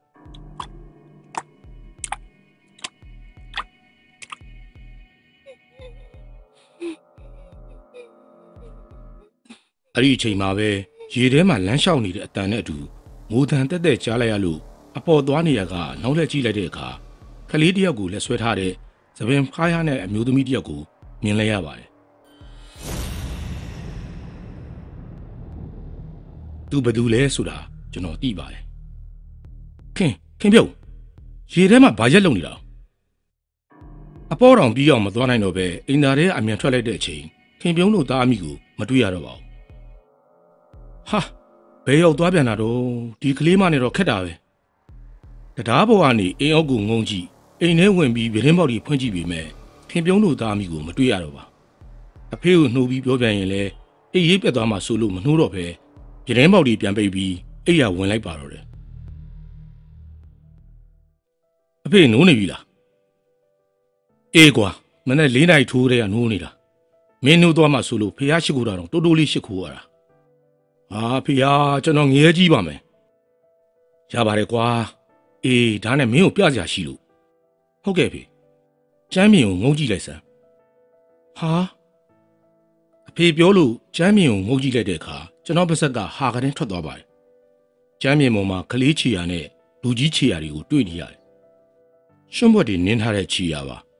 ချီရတွေကအိမ်တကားဘောက်ကနေကျွန်တော်ခြံအောင်ဘေးမှာအဆုံးတက်နေပါတယ်ခြံအောင်မေးကချီရနှစ်စုံကရှင်လျက်ရက်နေတဲ့ပုံစံမှာအဖေဒါတွေကအဖေကအိမ်တော်ဖေးကိုတစ်ချက်ငှက်ကြည့်လိုက်ပြီးမနေ့ညမင်းဘာတွေလုပ်လာသေးသားဘာမှမလုပ်ဘူးဖေကိုထိန်လင်းနဲ့တောက်စားပြီးပြန်လာခဲ့တာငါ့ကိုမှန်မှန်ပြောဘာတွေတွေ့လာပြီးဘာတွေလုပ်ခဲ့တယ်လဲမနေ့ညအကြောင်းကိုပြန်စဉ်းစားပြီးခင်ပြုံးတို့သားအမိကိုတွေ့ခဲ့တဲ့အကြောင်းပြောပြလိုက်တော့အဖေခဏတွေ့ဝေသွားပါတယ်ခင်ပြုံးတို့သားအမိကိုတွေ့တယ်လားဟုတ်တယ်ဖေအကြီးကောင်ဖိုးတုံးနေလားငယ်ကောင်လေးဖိုးသားမပါဘူးလားခင်ပြုံးနဲ့ဖိုးတို့ကိုပဲတွေ့တယ်ဖေအေးတကူတော့မှားနေပြီကွာင ငါနိုးလာတော့အိမ်တကားတွေအကုန်လုံးပိတ်ထားတယ်မင်းညမင်းပြန်လာတော့ငါလည်းရှိနေတာပဲမင်းနောက်ဖေးထွက်သွားတာလည်းကြားတယ်တယောက်ယောက်ကိုခေါ်တန်ကြားပြီမယ်မသေးခွဲလို့ငါထမလာခဲ့ဘူးခင်ပြုံးတို့သားမိတွေဒုက္ခတွေ့နေကြပြီလားကွယ်သူမိဘတွေလည်းစိတ်ပူနေကြတယ်ဘယ်ထွက်သွားမှလည်းမသိကြဘူးခလေးမလေးခမရလဲတေကြီးကိုစိတ်ကုန်ရှာရောပေါ့ကျွန်တော်လည်းအဲ့လိုပဲထင်တယ်ပြီမင်းညကကျွန်တော်တယောက်ယောက်ကိုခေါ်တယ်ဆိုတာခင်ပြုံးတို့သားမိကိုလှမ်းခေါ်တာဟေးဟုတ်တယ်ပြီကျွန်တော်အပေါ်သွားနေတော့ရေထဲမှာလမ်းလျှောက်တဲ့အတန်းနဲ့ငိုတန်ကြားလို့လှည့်ကြည့်လိုက်တော့ခင်ပြုံးတို့သားမိရက်နေတာကိုတွေ့လိုက်တယ်ကျွန်တော်အပေါ်ဆက်မသွားတော့ပဲလှည့်ကြည့်လိုက်တော့မတွေ့တော့ဘူးခင်ပြုံးကသပင်ဖားလာချထားတယ်ညနာတော့တဲတဲကွဲကွဲမမြင်အောင်အေးတေချာပါတယ်တခုခုဖြစ်နေကြပြီထင်တယ်ဒုက္ခအဖေကစကားဆက်မပြောတော့ပဲကျမ်းမြင့်ဘောကခြေရာတွေကိုကြည့်ပြီးအမေမမြင်ခင်ကျန်းတိုက်ဖို့ကျွန်တော်ကိုပြောတာကြောင့်မျက်နှာမတည်သေးပဲကျန်းတိုက်ဖက်ကိုရေဆွပြီးခြေရာတွေကိုအမြန်ဖြတ်ပစ်လိုက်ရပါတော့တယ်ကိုခမောင်ကြီးပြောကိုခမောင်အင်းရှိကနေအလော်ကြီးခေါ်နေတဲ့ကိုထိန်လင်းရဲ့အတန်ကြားလိုက်တာနဲ့မနှက်စာထမင်းစားဖို့ပြင်နေရကချက်ချင်းထပြီးအင်းရှိကိုထွက်သွားလိုက်တယ်ပြောကိုထိန်လင်းရေးကြီးတုတ်ပြန်နဲ့ဘာဖြစ်လာလဲကိုထိန်လင်းကဘာမှပြန်မပြောပဲအင်းအောင်ဆင်းခဲ့ဖို့သာလက်ရက်ခေါ်နေတာကြောင့်အဖေနဲ့အမေကိုမသိစေချင်တဲ့အရေးကြီးကိစ္စဆိုတာသဘောပေါက်မိတာနဲ့အင်းအောက်ကိုဆင်းသွားလိုက်ပါတယ်ကိုထိန်လင်းဘာဖြစ်လာလဲကိုထိန်လင်းကအိမ်မော်တစ်ချက်လှမ်းကြည့်ပြီးလောက်ပတာစီအိုမှာအမျိုးသမီးတစ်ယောက်နဲ့9နှစ်ကျော်အရွယ်ယောက်ျားလေးတစ်ယောက်အလောင်းတွေရောက်နေတယ်တဲ့အမျိုးသမီးရဲ့ညာဘက်နှက်ခမ်းသားမှာမှဲ့ပါတယ်တဲ့နှစ်ဖူးမှာဒဏ်ရာဟောင်းတစ်ခုရှိတယ်တဲ့ကြားရတဲ့သတင်းရဆိုခင်ပြုံးများဖြစ်နေမလားပဲဗျာခမရဘလို့ကြားတာလဲပိုက်သမားတွေပြောပြလို့သိရတာအမျိုးသမီးနဲ့ယောက်ျားလေးအလောင်းကိုကက်ကရန်ယောနာကအလဲကျွန်းမှာတွေ့တာတဲ့ဗျာကျွန်တော်လဲပိုက်ချမလို့လှုပ်တုံအဲ့ဒီသတင်းကြားတာနဲ့ပိုက်မချတော့ပဲရွာကိုတန်းပြန်လာပြီးခမည်းစီအရင်လာတွေ့တာခင်ပြုံးတို့တားမိမဟုတ်ပါစေနဲ့ဗျာကျွန်တော်လဲမဟုတ်ပါစေနဲ့လို့ဆူတောင်းနေတာပဲဗျာကိုခမောင်ကျွန်တော်တော့ခင်ပြုံးရဲ့မိဘတွေကိုအကြောင်းကြားခြင်းတယ်ဟုတ်တော်ရှိမဟုတ်တော်ရှိလောက်ပတာစေးုံကိုလိုက်သွားစေခြင်းတယ်တေးကြရင်ကိစ္စမရှိဘူးကိုထိန်လင်းမတေးကြရင်ပြဿနာတက်နိုင်တယ်ကျွန်တော်ကတော့သွားကြည့်စေခြင်းတယ်ဗျာပိုက်သမားတွေပြောပုံရဆိုခင်ပြုံးမှခင်ပြုံးပဲအဲ့ဒါတော့ဟုတ်တယ်ခင်ပြုံးရဲ့မိဘတွေကိုအတိပေးမယ်ဗျာခမရပါလိုက်ခဲ့နေအောင်ကိုထိန်လင်းမောင်လာထေးကိုအရင်သွားမေးရမယ်ဘာမေးမလို့လဲကိုခမောင်မောင်လာထေးကခင်ပြုံးတို့သားမီးကိုလှေနဲ့လိုက်ပို့တယ်ဆိုဟုတ်တယ်လေဒါဆိုဘယ်ကိုပို့တယ်လဲဆိုတာမောင်လာထေးကိုမေးကြည့်ရင်သိမှာပေါ့ဟာဟုတ်တာဒါဆိုမောင်လာထေးစီသွားကြစို့ဗျာခဏဆောင်ဗျာအဖေနဲ့အမေကိုပြောပြီးအပေါ်အညှိဆွတ်လိုက်ဦးမယ်လှုပ်ကိုခမောင်ကျွန်တော်စောင့်နေမယ်ကျွန်တော်ရင်ထဲမှာတက်လက်လက်တုံပြီးခြေပြားလက်ဖျားကြီးလေအေးဆက်နေပါပြီအိမ်ပေါ်အမြန်ပြေးတက်လိုက်တော့အဖေကအင်းရှိပရင်ဘောက်ကနေကျွန်တော်ကိုခေါင်းညှိပြပြီးကိုထိန်လင်းနဲ့လိုက်သွားဖို့လက်ဟန်နဲ့ပြပါတယ်အဖေကြားသွားပြီဆိုတာသိလိုက်ပါပြီကျွန်တော်လဲအပေါ်အကြီးကောက်ဆွပြီးအမေမရိပ်မိအောင်အိမ်အောက်ကိုအေးအေးဆေးဆေးဆင်းသွားပါတော့တယ်မောင်လာထေးကျွန်တော်အော်ခေါ်လိုက်တော့အိမ်ကြီးကနေမျိုးသမီးတယောက်ကပြန်ဖြေပါတယ်ဘယ်သူလဲဟေးကျွန်တော်ခင်မောင်ဦးပါတော်လေးအေးနင့်ညီလေစိတ်မှရှိတယ်ခင်မောင်ဦးကြီးအဲ့ဒီဒါလိုက်သွားဟုတ်ကဲ့တော်လေးလေစိတ်ကိုရောက်တော့မောင်လာထေးကိုစိုက်မိတ်တွေ့ရပါတယ်ဟာကိုကြီးအေးညီလေးဘယ်တော့ရောက်တာလဲမတွေ့တာတော့တော်ကြပြီတမြန်ကြီးရောက်တယ်ကွာမင်းကိုမေးစရာလေးရှိလို့လာခဲ့တာမင်းလေကိုကြီးခင်ပြုံးတို့သားအမိကိုမင်းလိုက်ပို့ပေးတယ်ဆိုဟုတ်တယ်ကိုကြီးဘယ်ကိုလိုက်ပို့ပေးတာလဲပဲတော်စိတ်ကိုပို့ပေးတာဟေးသူတို့သားအမိဘယ်သွားမယ်ပြောလဲကျွန်တော်ကတော့ဘာမှမပြောဘူးကိုကြီးလေပြင်းပြီးလှိုင်းကြီးနေလို့မသွားပါနဲ့အောင်လားလို့ပြောတာလည်းမရဘူးတငုံငူတီနဲ့ညနာမှာလည်းဖူးရောင်နေတာပဲကိုတေကြီးနဲ့စကားများလာတယ်လို့တော့ပြောတယ်သူကတားလို့ရမဲ့ပုံမဟုတ်တော့လှမ်းကြီးလေကြီးတယ်မနှဲလှော်ပြီးပို့ပေးလိုက်ရတယ်သူတို့သားမိကိုဘဲပဲ့တော်မော်တင်ပေးလိုက်တာလေရွှေဝါထွန်းအေးငါတို့ပဲ့တော်စိတ်လိုက်ပို့ပေးမလားဟုတ်ကဲ့ကိုကြီးလိုက်ပို့ပေးမယ်လာကိုထင်းလင်းသွားကြစို့ပဲ့တော်စိတ်ကိုလှေနဲ့10မိနစ်လောက်ပဲသွားရပါတယ်ပဲ့တော်စိတ်ကကျွန်တော်တို့ရွာတွေရဲ့အားထားရတစ်ခုတည်းသောတဟူပို့ဆောင်ရေးနေရတစ်ခုပါပဲ့တော်စိတ်ကိုရောက်တော့ပဲ့တော်တစည်းတာတွေ့ပါတယ်ပဲ့တော်မောင်းတဲ့သူကိုမေးကြည့်တော့သူမသိဘူးလို့ဖြေတယ်ဒါပေမဲ့အဲ့ဒီနေ့ကရွှေဝါထွန်းပဲ့တော်မောင်းတဲ့သူကဥခွဲဖို့ဆိုတာသိလိုက်ရတယ်ဒါနဲ့ပဲကျွန်တော်တို့ရွာကိုပြန်လှည့်ခဲ့ကြတယ် ရွာရောက်တော့ကိုထိန်လင်းနဲ့အတူခင်ပြုံးရဲ့မိဘတွေစီတွားပြီးအကျိုးအကြောင်းပြောပြလိုက်တော့တန်တော်ဖြစ်ကုန်ကြပြီးလော့ဘတ်တာကိုတွားဖို့ချက်ချင်းစီစဉ်ကြပါတော့တယ်ဒီလိုနဲ့ကျွန်တော်ရဲ့ကိုထိန်လင်းရဲ့ခင်ပြုံးရဲ့မိဘတွေရဲ့ကြီးရွာကောင်စီဥက္ကဋ္ဌရဲ့ပဲတော်ငှားပြီးလော့ဘတ်တာကိုခရီးနှင်ကြပါတော့တယ်ကိုထိန်လင်းပြောတာအသေးချပါပဲခင်ပြုံးနဲ့အတူတွေ့ခဲ့ရတဲ့ကလေးကအကြီးကောင်ဖိုးထုတ်ဖြစ်နေပါတယ်ခင်ပြုံးတို့ကိုတွေ့တဲ့နေရာကကက်ကရန်ရွာနာကအလဲတောင်းမှာပါပဲတော်ကိုမှောက်လျက်နဲ့ကညင်ကုန်းရွာချောင်းငွေမှာပြန်တွေ့ရပြီမဲ့ပဲတော်ဆရာဦးခွေးဘူးနဲ့ခင်ပြုံးရဲ့သားငယ်အသက်၄နှစ်အရွယ်ဖိုးသားခေါ်ပြုံးမမောင်ကိုတော့ရှာမတွေ့ခဲ့ကြဘူးလို့သိရပါတယ်ခင်ပြုံးတို့သားမိနှစ်ယောက်ကိုလက်ချင်းချိတ်ပြီးအလဲကျွန်းတောင်ဆက်မှာမောက်ခုအနေထားနဲ့ကိုယ်တပိုင်းတင်လျက်တွေ့ခဲ့ကြတယ်လို့ဆိုပါတယ်ပဲတော်ရဲ့ပန်ကားမှာငါးဖမ်းပိုက်ကုန်တွေညှိနေတာကိုတွေ့မြင်ရတဲ့အပြင်အဲ့ဒီနေ့ကမိုးမောင်ကျပြီးလှိုင်းကြီးလေထန်နေတာကြောင့်ပဲတော်ဆရာဟာငါးဖမ်းပိုက်ကိုမမြင်ဘဲဝင်တိုးရကပဲတော်လဲပြီးမှောက်သွားတာဖြစ်နိုင်တယ်လို့ကောက်ချက်ဆွဲထားကြပါတယ်ပြန်မလို့မြစ်ဟာရေစီးတန်တယ်လို့ဒီရေတက်ကြလဲကျမ်းပါတယ်အေယာဒီတင်မောကြီးတွေတောင်ဂယုတဆိုင်မောင်းနေကြရတာပါဘလောက်ပဲရေကူးတက်ပါစီဦးတော့လှိုင်းကြီးလေထန်နေချိန်မှာတက်ရှင်တန်ဖို့ဆိုတာရာဂိုင်နှုံးအလွန်နေပါတယ်စိတ်မကောင်းစရာကခင်ပြုံးနဲ့ဖိုးတို့ရဲ့မျိုးလုံးတွေကငားတွေစားထားလို့ဟောက်ပဲ့ဖြစ်နေပါပြီနှကန်းတွေလည်းမရှိတော့သွားတွေပေါ်နေတာကကြောက်စရာကောင်းနေပါတယ်နှကန်းသားကမှဲ့နဲ့နှစ်ဖူးပေါ်ကအမာရွတ်တာမရှိခဲ့ရင်ခင်ပြုံးလို့ထင်မှတ်နိုင်စရာမရှိပါအဲ့ဒီနောက်တော့ခင်ပြုံးတို့သားမိနှစ်ယောက်ကိုရွာပြန်မသေးတော့ပဲလော့ပွတ်တာမြို့မှာပဲတကြိုလိုက်ကြပါတော့တယ်အငယ်ကောင်ဖိုးသားလေးရဲ့အလောင်းကိုရှာမတွေ့ကြတော့တဲ့အစုံသားမိ၃ယောက်အတွက်ရက်လေလုပ်လိုက်ကြရပါတယ်ရက်လေကိုတော့တေကြီးနဲ့ခင်ပြုံးတို့ရဲ့အိမ်နဲ့ခင်ပြုံးရဲ့မိဘအိမ်မှာတပြိုင်တည်းလုပ်ကြတယ်တေကြီးခမညာတုံငုံငူတီကြီးနဲ့ခင်ပြုံးကြီးမိမကြီးတားကြီးတားငယ်ကြီးနဲ့နှစ်ချီတွဲလောက်နဲ့ရင်ကိုတဘုံဘုံထုပြီးအော်ငိုနေလိုက်တာများအကြောင်းမသိသူသာဆိုရင်တနာမိကြမှာအမှန်ပါပဲကျွန်တော်မိဘတွေဒါမကရွာကတော်တော်များများတေကြီးရဲ့အိမ်ကရက်လေကိုမသွားကြပါဘူးခင်ပြုံးရဲ့မိဘအိမ်ကရက်လေကိုသာသွားကြပါတယ်ကျွန်တော်နဲ့ကိုထိန်လင်းကတော့မကောင်းတဲ့လူဝိုင်းကူလုပ်ပေးဦးမှာပဲဒီတော့တေကြီးတကောင်ပောက်ကွဲပြီးအရက်မူးအောင်တောက်ပါတော့တယ်ညနေဆောင်တော့တွေ့ရလုံးကိုပတ်ရမ်းတော့တာပါပဲဒီပါလုံးကလည်းသူ့ကိုအေးမလို့တော့ပို့ပြီးပောက်ကွဲတော့တာပေါ့အဲ့ဒီတော့တေကြီးကလည်းအရွက်တိုက်တယ်ရက်လေပြီးနောက်တည့်ရက်မှာတေကြီးကနောက်မင်းမမခင်မြင်ကိုခေါ်လာပါလေရော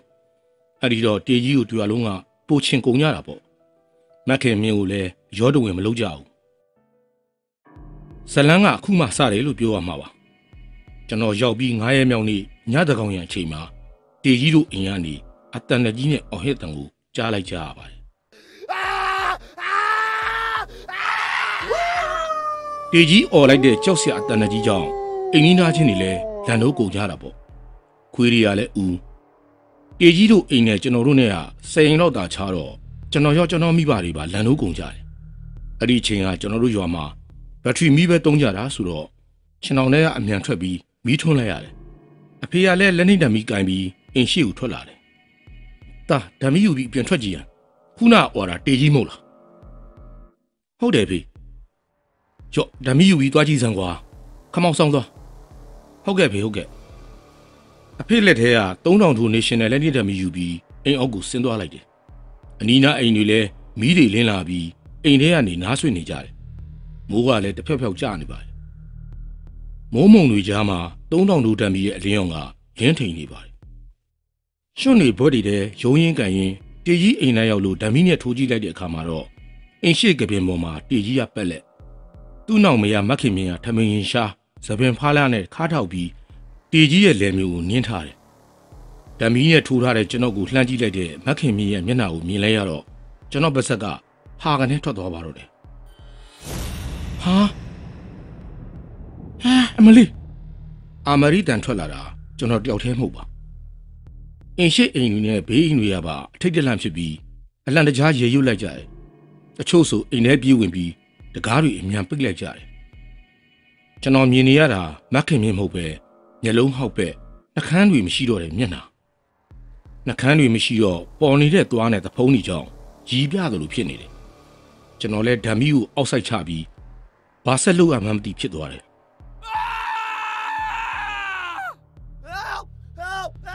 တေကြီးစီကထွက်ပေါ်လာတဲ့အတန်တကြီးက ကြားရတာနဲ့တင်ချက်သိန်းတစ်ဖြန်းဖြန်းထမိပါတယ်အဲ့ဒီအချိန်မှာပဲလက်နှင့်ဓမီကတစ်ဖြက်ဖြက်နဲ့အလိုလိုပိတ်သွားပါတော့တယ်ဟာကွာဒီဓမီနဲ့တော့အရေးကြောင်းဆိုလုပ်ပြီဓမီကိုညာဘက်နဲ့ကင်ပြီးဘယ်ဘက်လက်ဖွားပေါ်ခောက်လဲမီးလင်းမလာခဲ့ပါဘူးအမလေးဗျကျွန်တော်ညာဘက်လက်ကိုအေးဆက်ဆက်အရာတစ်ခုစုပ်ကန်ခံလိုက်ရလို့လှည့်ကြည့်မိတဲ့အခါသပင်းတွေထောင်ပြီးဒူးနှစ်ဖက်ညွတ်ကျသွားမှတည်းဖြစ်သွားခဲ့ပါတယ်ကျွန်တော်လက်ကိုစုပ်ကန်လိုက်သူကဖိုးတုံမှဖိုးတုံစစ်ပါဒူးတစ်ဆက်ဆက်တုံပြီးရင်တဒိန်းဒိန်းခုန်နေပါပြီကြောက်အားလန့်ဖြစ်နေတဲ့အချိန်မှာပဲတေကြီးရဲ့အော်တန်ကြားလိုက်တော့မှသတိပြန်ဝင်လာပါတော့တယ်ဓမီလည်းအလိုလိုပြန်လင်းလာပါတယ်ဘေးဘက်ကိုမရေတရေကြည့်လိုက်တော့ဖိုးတုံမရှိတော့ပါတေကြီးစီကိုဓမီနဲ့ထိုးကြည့်လိုက်တော့တေကြီးကအိမ်ရှိဘွက်ထဲမှာမှောက်ရက်သားအနီးနားအိမ်တွေရဲ့ယောက်ျားသားတွေလည်းဓမီတင်းဝင်းဝင်းနဲ့ရောက်လာကြပါပြီအဖော်ကောင်းတော့မှပဲကျွန်တော်လည်းတေကြီးစီသွားပြီးဆွဲထူရပါတော့တယ်အာစောက်ကောင်မအမျိုးယုံမငါ့ကိုသေးတတ်တဲ့ဖို့လေဟုတ်လားတေကြီးကမက်ခင်မြင့်ကိုဆဲဆူချင်းဝါနေပြီမဲ့မက်ခင်မြင့်ကတော့မတ်တက်ရက်ပြီးကြောင်တောင်တောင်နဲ့တေကြီးကိုကြည့်နေပါတယ်ဟာဟင်းလုတ်ပြန်ပြီကွာအမျိုးသမီးနှစ်ယောက်လာကြပါအောင်ဟာမက်ခင်မြင့်ကရင်ရှားထားတဲ့ထမင်းကိုရုတ်တရက်ချွတ်ချလိုက်လို့ကျွန်တော်တို့အားလုံးမျက်လုံးပြူးမျက်စပ်ပြူးဖြစ်သွားကြပါတယ်အမျိုးသမီးသုံးယောက်လောက်လာကြပါအောင်ဟာအတန်းကြီးဒီလိုလာစမ်းပါအောင်ခက်တော့တာပဲကွာတေကြီးရဲ့အိမ်ခေါင်းရင်းကဦးထွန်းလှအော်ခေါ်လိုက်တော့ဦးထွန်းလှရဲ့ဇနီးနဲ့အမျိုးသမီး၄-၅ယောက်ပြေးလာကြတယ်သူ့ကိုထမင်းမြန်ဝတ်ပေးပြီးအိမ်ထဲခေါ်သွားကြစမ်းပါဟာအမျိုးသမီးနှစ်ယောက်ကမက်ခင်မြင့်ရဲ့လက်နှစ်ဖက်ကိုချုပ်ထားပြီးမျိုးသမီးတစ်ယောက်ကထမင်းပြန်ဝတ်ပေးလိုက်တော့မှကျွန်တော်တို့လည်းမျက်နှာပူတာတက်တာသွားပါတော့တယ်အဲ့ဒီနောက်ရှင်းဘွက်တွေပေလူးနေတဲ့တေကြီးကိုရေဝိုင်းချိုးပေးကြပြီးအိမ်ပေါ်ခေါ်သွားကြပါတယ်ဘလို့ဖြစ်တာလဲတေကျွန်တော်အိတ်နေတာကိုခြင်အောင်လေးအပြင်ဆွဲထုတ်ပြီးလေဘင်းကိုညှစ်တယ်ကျွန်တော်အော်ဒါအတန်မထွက်ဘူးပြီးတော့လက်နှစ်ဖက်ကိုချုပ်ပြီးအင်ရှိကိုဒရုတ်တိုက်ဆွဲခေါ်သွားတယ်လေမျိုးကိုတက်နှင်းထားတော့ဇလုတ်တောင်ကွဲမလားမှတ်တယ်အတော်တန်နဲ့မတာမှနင်တွေ့မယ်ခင်ဗျဘလို့ဖြစ်ကြတာလဲ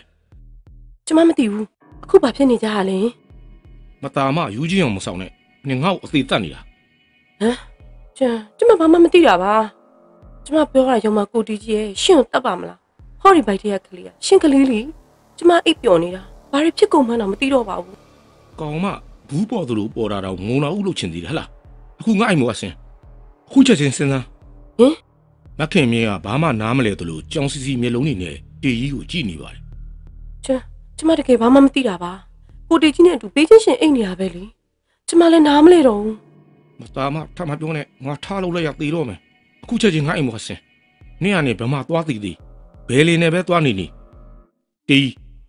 မင်းပါဇက်ခဏပိတ်တာလူကြီးကိုအားနာအောင်ကွာကျွန်တော်ပြောလိုက်တော့တေးကြီးပါဇက်ပိတ်ပြီးငြိမ်သွားပြီမဲ့မက်ခင်မြင့်ကိုဒေါသမျက်လုံးတွေနဲ့စူးစူးရဲရဲကြည့်နေတယ်မက်ခင်မြင့်ပြောတာအမှန်ဆိုတာကျွန်တော်နဲ့အတူမြင်တွေ့လိုက်ကြသူတွေအကုန်သိပါတယ်မက်ခင်မြင့်ကတော့တေးကြီးကိုကြောက်ပြီးဒီကိုယ်လုံးတုန်နေပါတယ်ကဲခင်မြင့်ဒီနေ့ညငါတို့အိမ်မှာလိုက်တေးမင်းလည်းအိတ်တော့နောက်ထပ်ဘာသာမှမကြားချင်ဘူးငါတို့လည်းအေးပြက်တယ်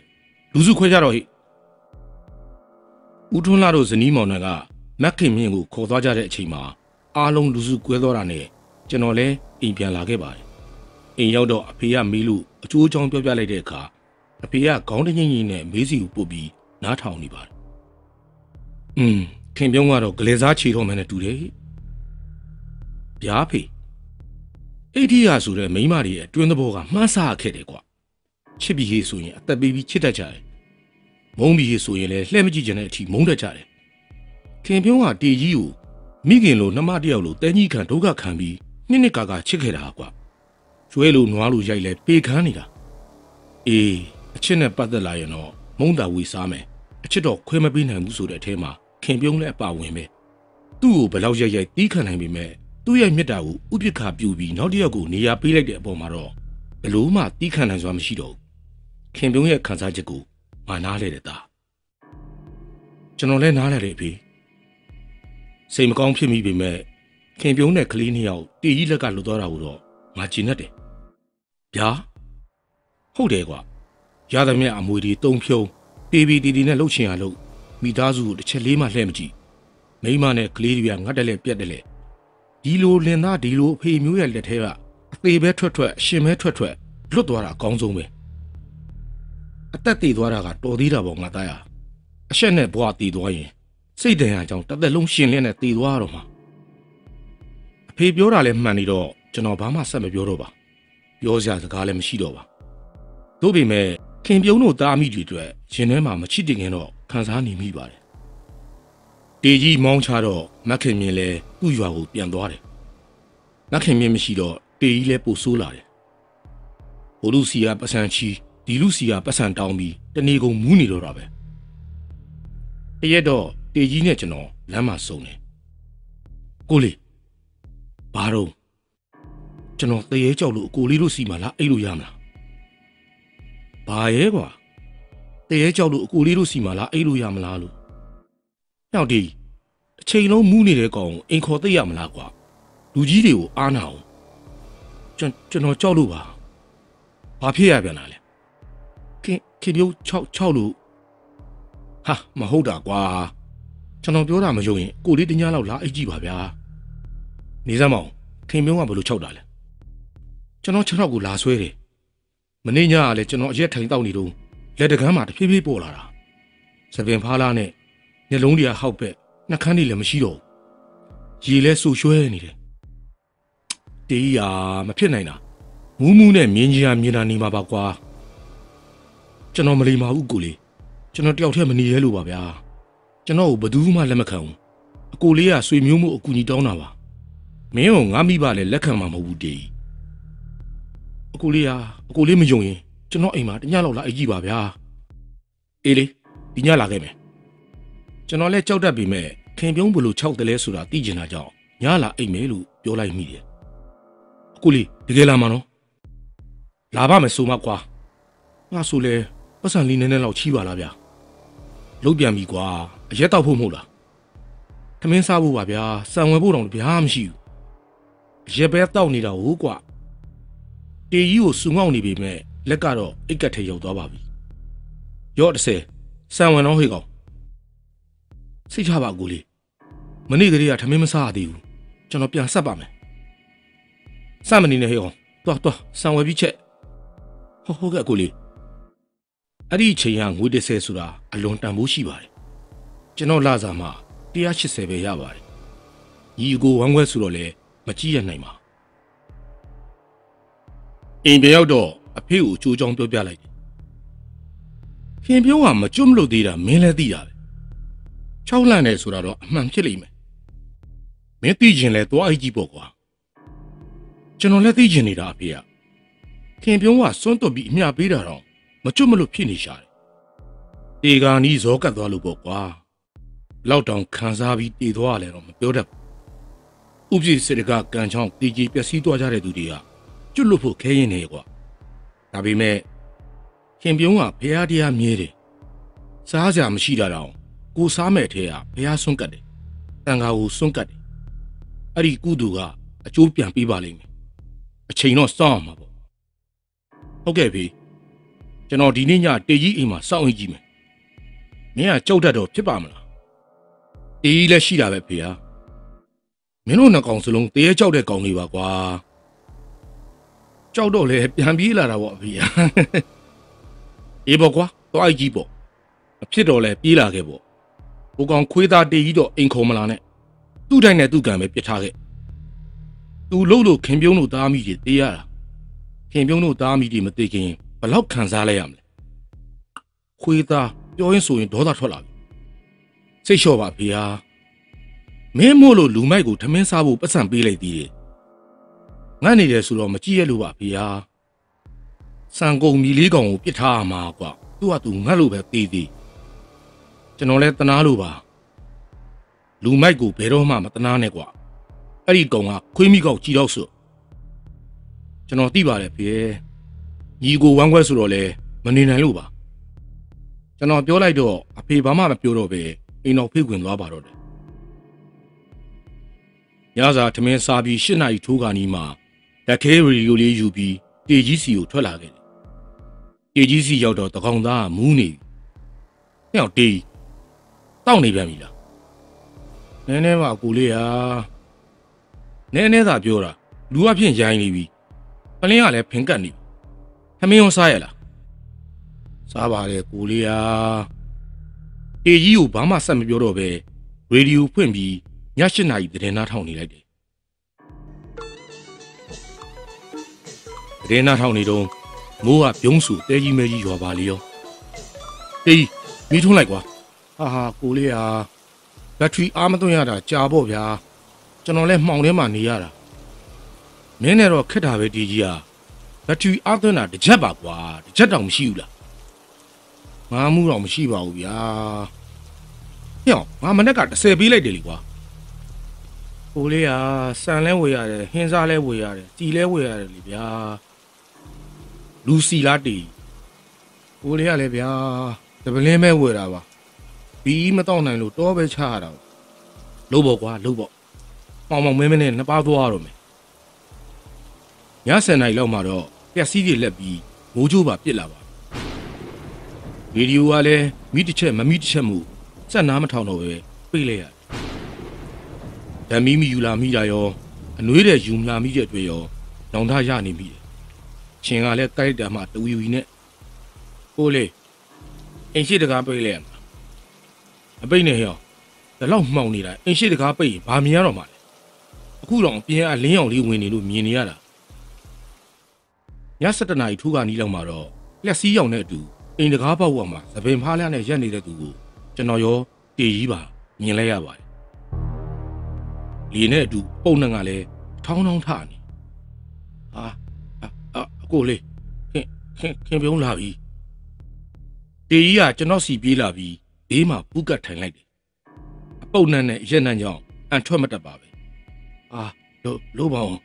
အကိုလေးကျွန်တော်တို့စီလာနေပြီတကားကွာမှာရက်နေတဲ့သပင်ဖားလားနဲ့အရာကကျွန်တော်နဲ့တေကြီးစီကိုရွှေရှားလာပြီးခြေလန်း3 လမ်းစာအရောက်မှာချက်သွားပါတယ်လက်စီးတစ်ချက်အလက်မှာကျွန်တော်တို့အနာရက်နေသူဟာခင်ပြုံးဆိုတာပြီးလိုက်ပါပြီညလုံးဟောက်ပဲရေဆက်လက်နဲ့နှကန်းတွေမရှိတော့ပဲသွားတွေပေါ်နေတာက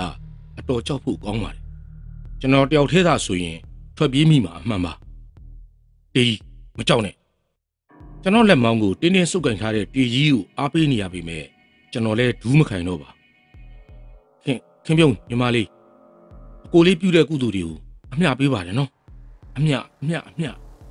ကျွန်တော်အမျှပေးလဲခင်ပြုံးတယောက်သာဓုခေါ်နိုင်မယ်မထင်ပါခင်ပြုံးရဲ့ကိုယ်ပေါ်ကနေကြာနေတဲ့ရေစက်တွေကကျမ်းမြေပေါ်မှာဆူရွှဲနေပါပြီညလုံးဟောက်ပဲ့ဖြစ်နေပေမဲ့ကျွန်တော်တို့နှစ်ယောက်ကိုမျက်နှာမူထားတဲ့ခင်ပြုံးမှာတေကြီးကိုတခုခုပြောစရာများရှိနေမလားလို့ကျွန်တော်တွေးလိုက်မိပါတယ်အကိုလေးလှုပ်ပါအောင်ငါကဘာလုပ်ရမှာလဲအကိုလေးတို့အိမ်သွားကြအောင်ဗျာခဏနေကျွန်တော်ဆွဲတော့မှာဗျတေကြီးပြောလိုက်တော့ကျွန်တော်တစ်ချက်တွေ့ဝေသွားတယ်တေကြီးကိုအိမ်ခေါ်သွားရင်လည်းအဖေကလက်ခံမှာမဟုတ်ပါတေကြီးဆိုတဲ့ကောင်ကအိမ်ရောက်ရင်လည်းတော်တော်နဲ့ပြန်မဲ့ကောင်မဟုတ်လေတော့ခေါ်လို့မဖြစ်ပါ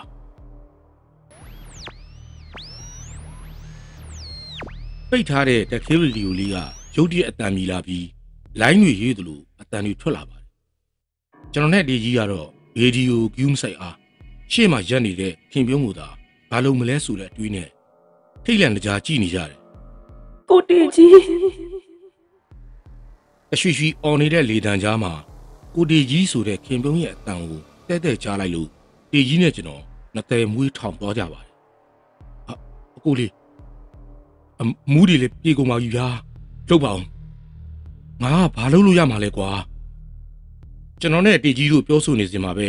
တေကြီးကကျမ်းမြေပေါ်မှာဒီရုတ်တိုက်ပါသွားလို့လက်မောင်းကိုစုပ်ကန်ခံထားရတဲ့ကျွန်တော်လည်းဂျုံတို့မှောက်ကုန်ဖြစ်သွားပါတော့တယ်အကိုလေးလှုပ်ပါအောင်ဗျာအဲ့ဒီအချိန်မှာပဲအမျိုးသမီးတယောက်ရဲ့မချစ်တင်ခဲ့တေလူမျိုးပါအော်တန်နဲ့အတူအိမ်တော်ဖေးရဥခွက်ပကံလီကြာကွဲတန်ကြားလိုက်ရပါတော့တယ်ကြောက်စရာအတန်ကြီးထွက်ပေါ်လာပြီးမရှိမနှောင်းမှာပဲအင်းရှိတကားကပိတ်ချီဖွင့်ကြီးဖြစ်နေပါတယ်။တရေဘောကြောင်နေပဲပြောတေကြီးလက်ကိုအမြန်ဖြုတ်ပြီးအိမ်မောကနေဆင်းပြေးရပါတော့တယ်။တေကြီးကျွန်တော်နောက်ကလိုက်မဲ့အလုံးမှာအိမ်တကားပိတ်သွားလို့အိမ်ထဲမှာကြံနေခဲ့တယ်။တေကြီးရဲ့ကြောက်လန့်တရားအော်တန်ကိုမိုးတန်လီတန်နေရတဲ့မှာအတိုင်းသားကြားနေရပါတယ်။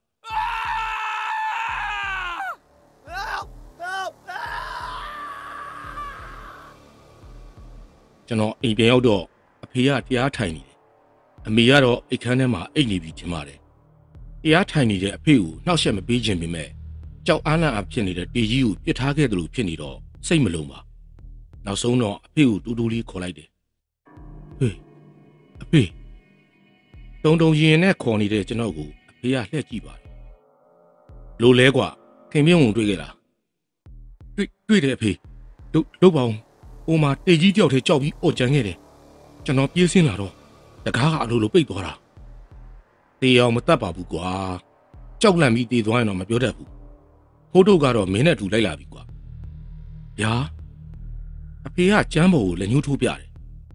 အဲ့ဒီတော့မှမိုးရီဆူရွှဲနေလို့ကျမ်းမြင်ပေါ်ရေတစက်စက်ကျနေတဲ့ကျွန်တော်ရက်နေတဲ့နေရာအပြင်ကလေးတယောက်ရဲ့ကျွန်းဘွက်ချီယာတွေကိုတွေ့လဲရပါတော့တယ်ကျွန်းဘွက်ချီယာတွေကကျွန်တော်ချီယာနဲ့ကက်လက်ပါငါဓမီသွားယူလိုက်ဦးမယ်တေကြီးကိုသွားကြည့်ကြတာပေါ့ဟုတ်ကဲ့ဖေခဏနေတော့အိတ်ခမ်းထဲကနေအဖေထွက်လာပါတယ်ကျွန်တော်တို့သားဖားနှစ်ယောက်တေကြီးစီသွားကြတော့အိမ်တကားပွင့်ပြီးတေကြီးကိုမတွေ့ကြပါဘူးနောက်နေ့မနေ့၈နာရီလောက်မှကျွန်တော်တို့အိမ်ရှိကိုတေကြီးရောက်လာပါတယ်တေကြီးတယောက်တကိုယ်လုံးဆူရွှဲပြီးခိုက်တုံအောင်ချမ်းနေရှာပါတယ်ဟေ့မင်းညဘဲသွားနေတာလေ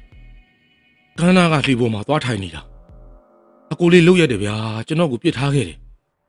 ငါလဲကြောက်တာပေါ့ကွာကိုလေးကျွန်တော်ကိုတပိုင်းတော့တိုက်ပါဗျာချမ်းလို့တီတော့မယ်တညာလုံးလည်းမအေးရသေးဘူးအဖေကလူမိုက်ကိုအာမပေးနဲ့လို့ပြောထားပြီးမြဲတေကြီးတယောက်ခိုက်တုံအောင်ချမ်းနေတာမြင်တော့လဲမကြည့်ရနိုင်တော့ပါငါချက်ယူသွားကွာတပိုင်းမဲ့တော့မနေ့စာအိမ်မလာစားပြီးပြန်အိမ်မလာတော့ဘူးကိုလေးကျွန်တော်ခင်မင်းစီလိုက်သွားတော့မယ်မင်းကိုခင်မင်းမိဘတွေကလက်ခံအောင်မဟုတ်ဘူးလက်မခံတော့လဲခင်မင်းကိုခေါ်လာတာပေါ့အကူလေးဟာကျွန်တော်ရက်သွားဝယ်လိုက်ဦးမယ်မင်းကွာကျွန်တော်လဲရွာကိုရောက်တုန်းအဖေရဲ့ညီကျွန်တော်ရဲ့ဦးလေးနေတဲ့ဂုံကြီးနှန်းရွာကိုသွားလေတယ်ဦးလေးစီရောက်တော့တညလောက်အိပ်ပါအောင်ဆိုလို့အိတ်လဲရသေးတယ်ရွာပဲရောက်တာနဲ့တေကြီးတို့အကြောင်းကြားတော့တာပါပဲကိုခမောင်မနေ့ကကျွန်တော်အိမ်လာသေးတယ်ဂုံကြီးနှန်းရွာသွားတယ်ဆိုလို့ဟုတ်တယ်ကိုထင်းလင်းဦးလေးစီလဲသွားတာတညလောက်အိပ်ပါဆိုလို့ဒီမနေ့မှပြန်လာခဲ့တာကိုခမောင်အားတယ်မလားပြောကြလေးရှိလို့အားပါတယ်ဗျဒါဆိုအိမ်လဲခဲ့ဗျကိုထိန်လင်းတို့အိမ်ရောက်တော့ငရမ်းချောက်ဖုတ်နဲ့ရေနွေးချမ်းဧည့်ခံပါတယ်ကိုခမောင်ယာဟိုတလောကမက်ခင်မြင့်ကိုခင်ပြုံးဝင်မှုတယ်ဆိုတာဟုတ်ပဲလားအဲ့ဒါကကျွန်တော်တယောက်တည်းမြင်တာမဟုတ်ဘူးကိုထင်လင်းဘေးအိမ်တွေကပါမြင်တာကျွန်တော်လက်ကိုလာကင်တာဖို့တုတ်ပြရေခဲတိုင်းမှာကျွန်တော်တို့မြင်ခဲ့တဲ့ပုံစံတိုင်းပဲဝတ်စားကလည်းအဲ့တိုင်းပဲလူလေးဗျာဖို့တုတ်နဲ့ဖူသားလေးတနာပါတယ်ဗျာခွေးသားတေးကြီးမိသားစုအတိုက်မြင်ကိုဖြတ်စည်းရကောင်ဘာမဟုတ်တဲ့မိန်းမတယောက်တွေကိုကိုချစ်တဲ့ကိုအားကိုအားထားပြုတ်နေရတဲ့ဇနီးနဲ့သားနှစ်ယောက်မျက်နှာကိုတော့မထောက်ဘူးလုံးရတဲ့ကောင်ဗျာကျွန်တော်မိန်းမဆိုတေးကြီးနဲ့အတူအလုပ်တွဲမလုပ်ဖို့ပြောတယ်မူးလာပြီဆိုမိန်းမနဲ့မဟုတ်ဘူးရွှဲမရောက်သေးတဲ့သားနှစ်ယောက်ကိုတော့ရိုင်းနှက်တတ်တဲ့ကောင်ခင်ဗျားနဲ့ညီအကိုဝမ်းခွဲတော်နေတော့ပြောရတာအားနာပါတယ်ဗျာမဆိုင်ပါဘူးကိုထင်ရင်ခြေမမကောင်းခြေမလက်မမကောင်းလက်မနှခုံးမတကောင်ကြောင့်တလေတုံးတော့အပုတ်မခံနိုင်ဘူးဟုတ်ပါတယ်ခင်ပြုံးတဲ့ဖိုးတို့ရဲ့အလောင်းကိုမြင်တော့တေကြီးကိုတတ်ချင်လိုက်တာဗျာပြီးတာလဲပြီးသွားပါပြီကိုထင်းလင်းဟာသူပြုတ်တဲ့ကံကသူ့စီပြန်လာပါလိမ့်မယ်ခင်ပြုံးတဲ့သူသားလေးနှစ်ယောက်ကိုသူ့လက်သူ့ချီနဲ့တက်ခဲ့တာမဟုတ်ပြီမဲ့သူဖောက်ပြန်ကျူးလွန်ခဲ့တဲ့အပြစ်ကြောင့်သေခဲ့ရတာပဲလေအဲ့ဒါတော့အမှန်ပဲကိုခင်မောင်မြတ်တာစူးတာကျိန်စာတဲ့ဆိုးတယ်ဗျတေကြီးကိုခင်ပြုံးဘလောက်ချစ်တယ်လဲဘလောက်အနွန်နာခံတယ်လဲဆိုတာကျွန်တော်တို့လင်မယားအတိဆုံးဗျတေကြီးအပြင်းဖြားပြီးချီးတွေပန်းတော့ကခင်ပြုံးခင်များချီးတယ်လို့သေးတယ်လို့ပြုစုရရှာတာကလေးနှစ်ယောက်ကိုကျွန်တော်တို့စီပို့ထားပြီးနေမိတ်ညမိတ်ပြုစုပေးရှာတယ်သူခင်များလူမမာစားဖို့ဟိုအင်းကဆန်လေးချီဒီအင်းကဆန်လေးချီနဲ့တနာဖို့တော့ကောင်းတယ်ခင်ပြုံးကတေကြီးပေါ်မေတ္တာစင်နဲ့ချစ်တာပါဗျာဒီပေါ်ဗျာကျွန်တော်ကတစ်နှစ်တစ်ခါလောက်သာရွာပြန်ရောက်တော့တေကြီးနဲ့ခင်ပြုံးတို့ကြောင်းခမရလောက်မသိဘူးဗျကျွန်တော်အဖေပြောသလိုပါပဲခင်ပြုံးတို့သားမိတွေလင်စိုးဖခင်စိုးရဲ့တန်ကကင်းလွတ်သွားတာပေါ့ဗျာခင်ပြုံးတို့လည်းပေးဆက်မဲ့ဝကြွေးပါလာတယ်လို့သာသဘောထားလိုက်ပါတော့ဒါနဲ့မခင်မြင်းပြောင်းနေတာတီးပြီးပြီလားကိုခမောင်မသိသေးဘူး မနေ့ညနေကပြန်အောင်နေတာတေကြီးတော့ပြန်ခေါ်လာတာလေ။အော်မခင်မင်းလဲခင်ပြုံး6လန့်တာခံရတယ်တဲ့။ဟဟလားဟုတ်တယ်ကိုခမောင်မနေ့ညကတေကြီးတို့အိပ်ပျော်နေတော့ချင်တော်နေရနေမခင်မင်းရဲ့ခြေထောက်ကိုဆွဲထုတ်တယ်။မခင်မင်းနဲ့တေကြီးတို့သူတို့အိမ်ကောင်းရင်ကဦးထွန်းလာအိမ်ဆင်းပြေးကြတာတေကြီးတို့အော်ဟိပြီးဆင်းပြေးလာလို့ဦးထွန်းလာကတေကြီးတို့အိမ်ကိုဓမီနဲ့ထိုးကြည့်တော့သပင်ဖားလားညတွင်းဟောက်ပက်နဲ့တရေမောင်မြင်လိုက်ရတယ်တဲ့ဒီပုံစံအတိုင်းဆိုရင်ခင်ပြုံးတယောက်ကျွတ်လွတ်ပါအောင်မလားဗျာဟုတ်တယ်ကိုထင်လင်းခင်ဗျားပြောသလိုပဲကျွန်တော်လည်းမထင်ဘူးတေကြီးကိုချစ်ပေမဲ့ဟောက်ပြန်ထားတော့ခွင့်တော့မှာမဟုတ်ဘူးဒါကြောင့်တေကြီးတို့ကိုနှောက်ယှက်နေတာခင်ပြုံးရဲ့မိဘတွေသူ့သမီးရဲ့ရိတ်ရောင်မြင်ရလို့လားဟုတ်တယ်ဗျသူ့သမီးခင်ပြုံးမကျွတ်မလွတ်ပဲ6လနေတယ်ဆိုလို့တော့ဥပစိန်တို့မိသားစုစိတ်ဆိုးနေကြတယ်ဒါတော့ဆိုးမှာပဲလေသူတို့မှမမြင်ရတာကျွန်တော်တို့မြင်တယ်လို့ပြောရင်ကျွန်တော်တို့ကပါစိတ်ဆိုးကြမှာအမှန်ပဲကိုခင်မောင်အဲ့ဒါပြောချင်လို့ကိုခင်မောင်ကိုအင်ခေါ်လာခဲ့တာဒီလိုပေါ့ဗျာတရဝါတစ်ခုကန်တစ်ခုပေါ့ကဲကိုထင်းလင်းကျွန်တော်လည်းပြန်မယ်ဗျာအဖေတို့မျှော်နေလောက်ပြီဟုတ်ကဲ့ကိုခင်မောင်ရန်ကုန်မပြန်ခင်တရက်တော့တွေ့ကြမယ်ဗျာတွေ့ကြတာပေါ့ကိုထင်းလင်းရန်ကုန်ပြန်ဖို့3ရက်အလိုညတကောင်ရံကြောအချိန်မှာတော့အမလေးလုံးကြပါအောင်ဗျာခင်မြုံမလုံးပါနဲ့ကြဲကြပါအောင်ဗျာတေကြီးရဲ့အတန်ကြားလိုက်တာနဲ့ထုံးစံတိုင်းအိမ်ကြီးနာချင်းတွေကြောက်လန့်တကြားနိုးလာကြပါတယ်ကျွန်တော်လည်းတေကြီးရဲ့အတန်ကြားလိုက်တာနဲ့ချက်ချင်းနိုးသွားပြီးနားဆွင့်နေလိုက်တယ်ခင်မြုံမလုံးပါနဲ့ကြဲကြပါအောင်ဗျာအတန်ကိုနားဆွင့်နေချိန်မှာပဲကျွန်တော်ရဲ့ခြင်တော်နားမှာကလေးတယောက်ရဲ့စကားပြောတန်ကြားလိုက်ရပါတယ်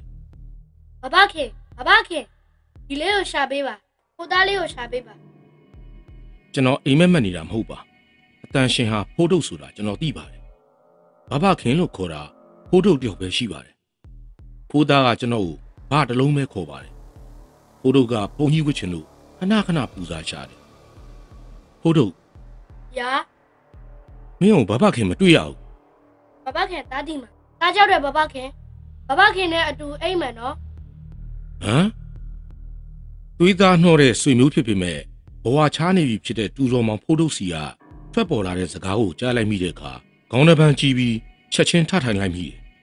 အဖေကိုတားကြောက်တယ်ဘဘခင်နဲ့နေပြရစေနော်အတနာခံနေတဲ့ဖိုးထုတ်ရဲ့အတန်ကအားအင်ဖြော့တော်နေရှာပါတယ်ဖိုးထုတ်သားမင်းတို့ဘလို့ဖြစ်ကြတာလဲတားမသိဘူးဘဘခင်တားကြောက်တယ်ဘဘခင်ရဲ့ဘဘခင်စီမှာပဲနေမယ်နော်နေပြရစေနော်ဘဘခင်ဒါနေကွာနှုတ်ကနေရုတ်တရက်ထွက်သွားတဲ့စကားကိုကျွန်တော်ကိုယ်တိုင်မယုံနိုင်အောင်ဖြစ်မိပါတယ်။ဘာကြောင့်ပြောထွက်သွားတယ်ဆိုတာမသိနိုင်အောင်ပါပဲ။ဖိုးတို့ကကျွန်တော်သားနဲ့ရွယ်လူဖိုးတို့ကသားတဲ့3လကြီးတယ်။ကျွန်တော်တို့မိသားစုရွာကိုလာလဲရင်ဖိုးတို့နဲ့သားနဲ့ကစားဖို့စင်းရဲနွမ်းပါတဲ့ဖိုးတို့လေးဟာသူနဲ့3ဝန်းခွဲလောက်တော်တဲ့ညီဖြစ်သူကိုကြွားထဲလှည့်ပြီးကြွားတာအမွန်ကျွန်တော်သားကိုဖိုးတို့ကခေါင်းဆောင်ပြီးလေထဲခေါ်သွားဗနန်းကြီးနေ၌ငါးဖမ်းနာတွေလုပ်ပြတော့မျိုးပြမှာကြီးပြင်းလာခဲ့တဲ့ကျွန်တော်သားမယ်စိတ်လို့ကိုလို့ပြောနေရှာတာပေါ့သမင်းစားချိန်ပြန်မရောက်လာရင်အဖေခင်ဗျာသူ့မီးကိုလိုက်ရှာတာဝူးညင်ဘွားရောက်နေတဲ့ဖိုးတုကကျွန်တော်နဲ့လာနေမယ်ဆိုတာအုတ်ချင်မှဟုတ်မှာပါဒါပေမဲ့ကျွန်တော်ပြက်ဘက်မှာဖိုးတုရှိနေတယ်ဆိုတာကျွန်တော်သိနေပါတယ်သိမကြပါဘူးကျွန်တော်အောက်နားစားကအပေါ်ဖြတ်ခနဲ့မြောက်တက်သွားတာကြောင့်ကျွန်တော်အမြန်မှပြီးအပြင်ကိုပြေးထွက်လိုက်ရပါတော့တယ်ကျွန်တော်လဲကြောက်တတ်တဲ့သူပါဘဝမှာပထမဆုံးအချိန်ကြုံတွေ့ခဲ့ရခြင်းပါပဲအမလေးဗျာကြဲကြပါဦးခင်ပြုံးကြီးခင်ပြုံးထက်ကြားရတဲ့အတန်ကတေကြီးတယောက်အတော်ကြောက်လန့်နေပုံရပါတယ်ကျွန်တော်မေတေကြီးရဲ့အတန်တဲ့အနီးနားမှာရှိနေတဲ့ဖိုးတို့ကိုပိုကြောက်နေရပါတယ်မောင်မဲထဲမှာဖန်တီကိုဆွဲပြီးဘက်ထရီအိုးရှိတဲ့နေရာကိုရောက်သွားချိန်မှာပဲဓမီရောင်မြင်လိုက်ရလို့အားတက်သွားပါတယ်သားမီးထွန်းလိုက်အဖေဓာမီထိုးပြထားတော့ဘက်ထရီငုတ်တွေကိုချိတ်ဆက်လိုက်တဲ့အခါတအိမ်လုံးလင်းထိန်သွားပါတော့တယ်အဖေငါကြားတယ်သားဦးမကြီးအဖေလည်းညှိုးထိုးပြနေတဲ့ကျမ်းမြင်ကိုကြည့်လိုက်တဲ့အခါရေစက်တွေနဲ့အတူရှွန့်ပွက်ချီအားလေးတွေမြင်တွေ့လိုက်ရပါတယ်အားတသိနဲ့ကြည့်ပြီးခြံတော်ကိုဆွဲဖြုတ်လိုက်တဲ့အခါမှာတော့တင်ပြူးပြပေါ်မှာရေခွက်တွေမြင်တွေ့လိုက်ရပါတော့တယ်လာသားငါနဲ့လိုက်ခဲ့ဗျာဘယ်သွားမလို့လဲဖေတေကြီးစီသွားမလို့ဟာဖေအမေစိတ်ပူနေလိမ့်မယ် ဒါစမ်းပါကွာမင်းအမေလည်းသိပါတယ်ကွာအဖေကပြောဆူဆူလက်နေတံပြီးတဝင်းဝင်းနဲ့အိမ်ရောက်ကိုဆင်းသွားတော့ကျွန်တော်လည်းအဖေနောက်ကအပြေးလိုက်သွားပါတော့တယ်တေကြီးရဲ့အိမ်ရောက်တော့ခေါင်းရင်အိမ်ကဦးထွန်းလာတို့ဇနီးမောင်နှံနဲ့ချေရင်အိမ်ကဦးစိုးလင်တို့ဇနီးမောင်နှံလည်းရောက်နေကြပါတယ်လက်ခင်မင်းကတေကြီးရဲ့ဘေးမှာတရှုပ်ရှုပ်ငိုးနေတယ်ညနာတစ်ခုလုံးလဲပူးရောင်လို့တေကြီးရက်မူးပြီးစိတ်ထင်တိုင်းကျဲနေပြီဆိုတာသိလိုက်ပါတယ်မခင်မင်းကိုကျင်းဝါထားတာကျွန်တော်တို့သိကြတာပဲလေတေကြီးနဲ့မခင်မင်းကိုမကျေနပ်ပေမဲ့ကိုဝင်တော်ထားရတဲ့မခင်မင်းကိုတော့တနာလို့ထင်ပါရဲ့အဖေကစပြီးမေးပါတယ်ကလေးမတေကြီးဘာဖြစ်တာလဲမသိပါဘူးဘဘရဲ့ကျမသူ့ဘေးမှာအိတ်နေတာရုတ်တရက်ကြီးထောက်အောင်ပြီးကျမလက်သီးနဲ့ထိုးတယ်ဟေးကိုတေကြီးယူသွားပြီလားမသိဘူးကျမမှားသွားပြီဘဘရဲ့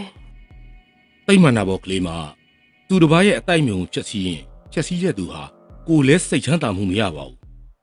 လက်ရှိဘဝမှာရောနောင်တန်တရားဘဝဆက်ဆက်မှာရောကိုကျွေးကိုပြန်ပေးဆက်ရတယ်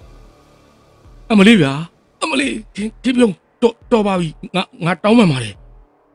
အဖေပြောဆိုနေစမှာပဲတေကြီးတယောက်မျက်ဖြူလန်သွားပြီးကြောကော့တက်သွားတယ်တေးပြောင်းတေးဘာဖြစ်တယ်လဲအတန်းကြီးဖျားစင်ဘောကပြေးရီသွားယူစမ်းပါဦးထွန်းလာကသူ့ဇနီးကိုပြောလိုက်တဲ့အချိန်မှာအဖေကတားပါတယ်ကိုထွန်းလာမလုပ်ပါနဲ့ဗျဗျာဘာဖြစ်လို့မလုပ်ရမှာလဲတေးကြီးကိုခင်ပြုံးနေဆက်နေပြီတေသွားရင်ဘယ်လိုလုပ်မလဲအတန်းပြေးရီသွားယူစမ်းပါဟာကိုထွန်းလာကျုပ်စိတ်ဆိုးခဲ့တယ်နော်မလုံနဲ့လို့ပြောရင်မလုံပါနဲ့အဖေကချက်ချင်းထားရက်ပြီးဦးထွန်းလာကိုလက်ညှိုးငေါက်ငေါက်ထိုးပြီးပြောလိုက်တော့ဦးထွန်းလာခင်ဗျာတန်တော်ဖြစ်သွားသလိုဒေါ်တန်းတန်းလည်းချက်ချင်းထိုင်ချလိုက်ပါတယ်ခင်ဗျားတို့မှတ်ထားခင်ပြုံးကဘဝပြောင်းသွားလဲသူ့လျင်သေအောင်မတတ်ဘူးဗျ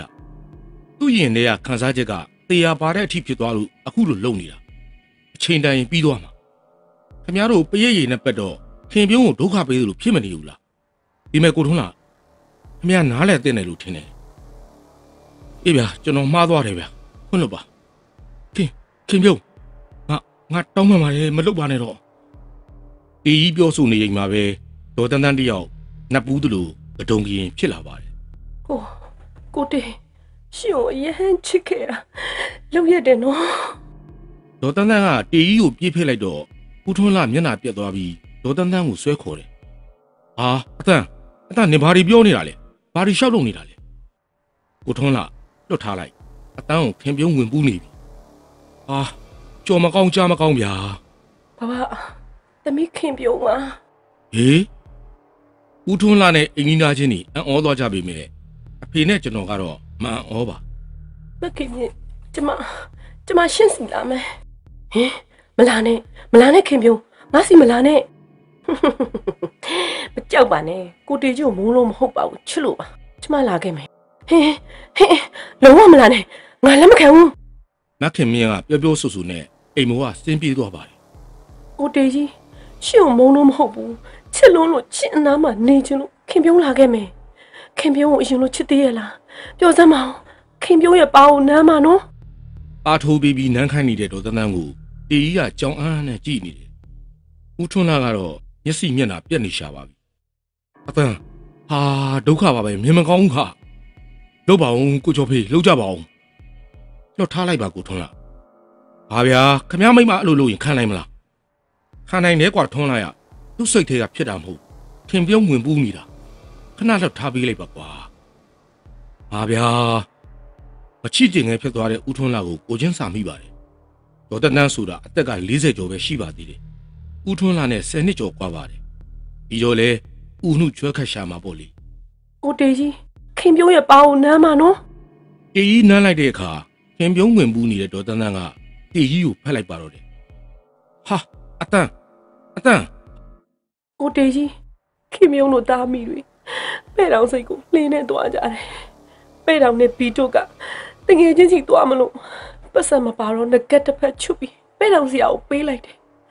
မိုးတွေကလည်းတဲကြီးမဲကြီးရွာနေတယ်လေကလည်းပြင်းလိုက်တာကလေးတွေချမ်းလို့ခင်ပြုံးကဖတ်ထားပေးတယ်ဒီနေ့ရောက်မှာပဲ့တောင်ကလဲထွက်သွားပြီးမှောက်သွားတယ်တာငယ်လေးတာငယ်လေးအတန်းကိုထွန်းလာအများဘာဖြစ်နေတာလဲ တားငယ်လေးอ่ะရေထဲမှာမြုပ်ကြီးပေါ်ကြီးနဲ့တားကြီးပါခင်ပြုံးရဲ့လက်ကိုအတင်းဆွဲထားတော့ခင်ပြုံးလေးတားငယ်လေးကိုမကယ်လိုက်နိုင်ဘူးတားကြီးကရေမကူတတ်တော့ခင်ပြုံးဘာမှမတတ်နိုင်ဘူးရေမိုးနေတဲ့ကြာတားကြီးကိုကယ်ရမှာလားတားငယ်ကိုကယ်ရမှာလားခင်ပြုံးမတွေးတတ်တော့ဘူးတားကြီးလေးကကြောက်လန့်ပြီးခင်ပြုံးလက်ကိုအတင်းဆွဲထားတော့ခင်ပြုံးလေးတားငယ်လေးကိုမကယ်နိုင်ခဲ့ဘူးနှာခေါင်းနဲ့ပါးစပ်ထဲကိုဝင်လာတဲ့ရေတွေလည်းခင်ပြုံးမမှုတော့ပါဘူးတားကြီးလေးရေမိုးပြီးမျောနေပြီကိုတေကြီးခင်ပြုံးလေးခွင့်လို့ပါတယ်နော်ခင်ပြုံးကိုလည်းခွင့်လို့ပါကိုတေကြီးကိုမုံလို့မဟုတ်ပါဘူးကိုတေကြီးရဲ့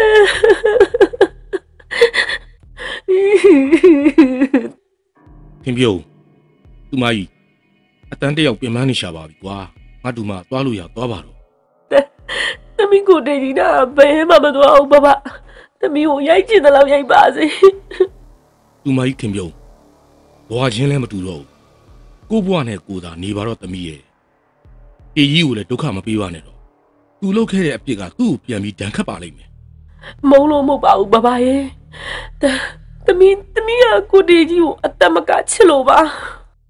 ဘနားလဲပါတယ်သမီးကိုတေကြီးခင်ပြုံးလေကိုတေကြီးနာမရှိနေမှာပါနော်မုံလို့မဟုတ်ပါဘူးကိုတေကြီးရဲ့ထူးဆန်းပါတယ်အလွန်ကိုထူးဆန်းပါတယ်အေးကြီးကိုဖတ်ထားလဲနဲ့ဒေါ်တန်းတန်းပုံလစ်လဲကျသွားတဲ့အချိန်မှာပဲကျန်းကင်းပေါ်မှာရေဆူနေတဲ့ခြေရာတွေကအိမ်တကားပေါက်စီလျှောက်သွားတာအားလုံးမြင်တွေ့လိုက်ရပါတော့တယ်ခွင့်ရမစိခင်အိမ်ပြန်ရောက်တော့ဇနီးတဲ့ကိုရွာအချောင်းကြီးပြောဖြစ်ပါတယ်ဇနီးတဲ့ခင်ဗျာအေးကြီးကိုဒေါသဖြစ်ပြီးကြိတ်ဆဲနေပါလေရောယောက်ျားတွေကဒီလိုပဲဆိုတာနဲ့အစချီတော့ကျွန်တော်လည်းနေစရာမရှိဒီလောက်နဲ့မပြီးသွားသေးပါဘူးတရက်တော့ရုံးပရဲ့ညနေခင်းမှာတော့ဖေဟိုမှာဖိုးတော့ဟေးတသားကအော်ဟပြီးပြောလိုက်တော့ကျွန်တော်စပင်မွေးတွေထောင်ထသွားတယ်သာဘာတော့ကွာအရှိမဖိုးတော့ရနေဟမ်ဖေရဖိုးတော့ရေတွေဆိုနေတဲ့ချမ်းတုံနေတာပဲဟာကွာမဟုတ်တာဖိုးတို့ကရန်ကုန်ဘလူလာတတ်မှာလေဟုတ်ဦးဖေသူ့နောက်မှာဦးလေးကြီးတယောက်ပါတယ်ကျွန်တော်ချက်ချင်းထပြီးအိမ်ရှိကိုကြည့်တော့ဘယ်သူမှမရှိပါဘူးဒါရမဟုတ်တာဒီကွာတားတကယ်ပြောတာဖေဖိုးတို့ဟေ့အိမ်ထဲဝင်လေကွာဒါကပြောဆူဆူနဲ့ခြံတကားဖွင့်ပေးလိုက်ပြီးအိမ်ထဲကိုပြန်ဝင်လာတဲ့အခါတားရဲ့ဘေးကနေရေစက်တီကက်လက်ပါလာပါတယ်ဖိုးတို့ကထမင်းစာလို့တဲ့မေမေရဲ့ဖိုးတို့လာနေအိမ်တော်ဖေးမှာမနဲ့ထမင်းကြိုက်တွေဟင်းချက်နေတဲ့ကျွန်တော်ဇနီးမယ်ဘိုက်တကားကနဲ့ပြေးလာရှာတယ်ဇနီးတွေကအကျိုးကြောင့်တီးပြီးသားဆိုတော့ရောင်းမကင်ထားတဲ့လက်ကတဆက်ဆက်တုံးနေပါလေရော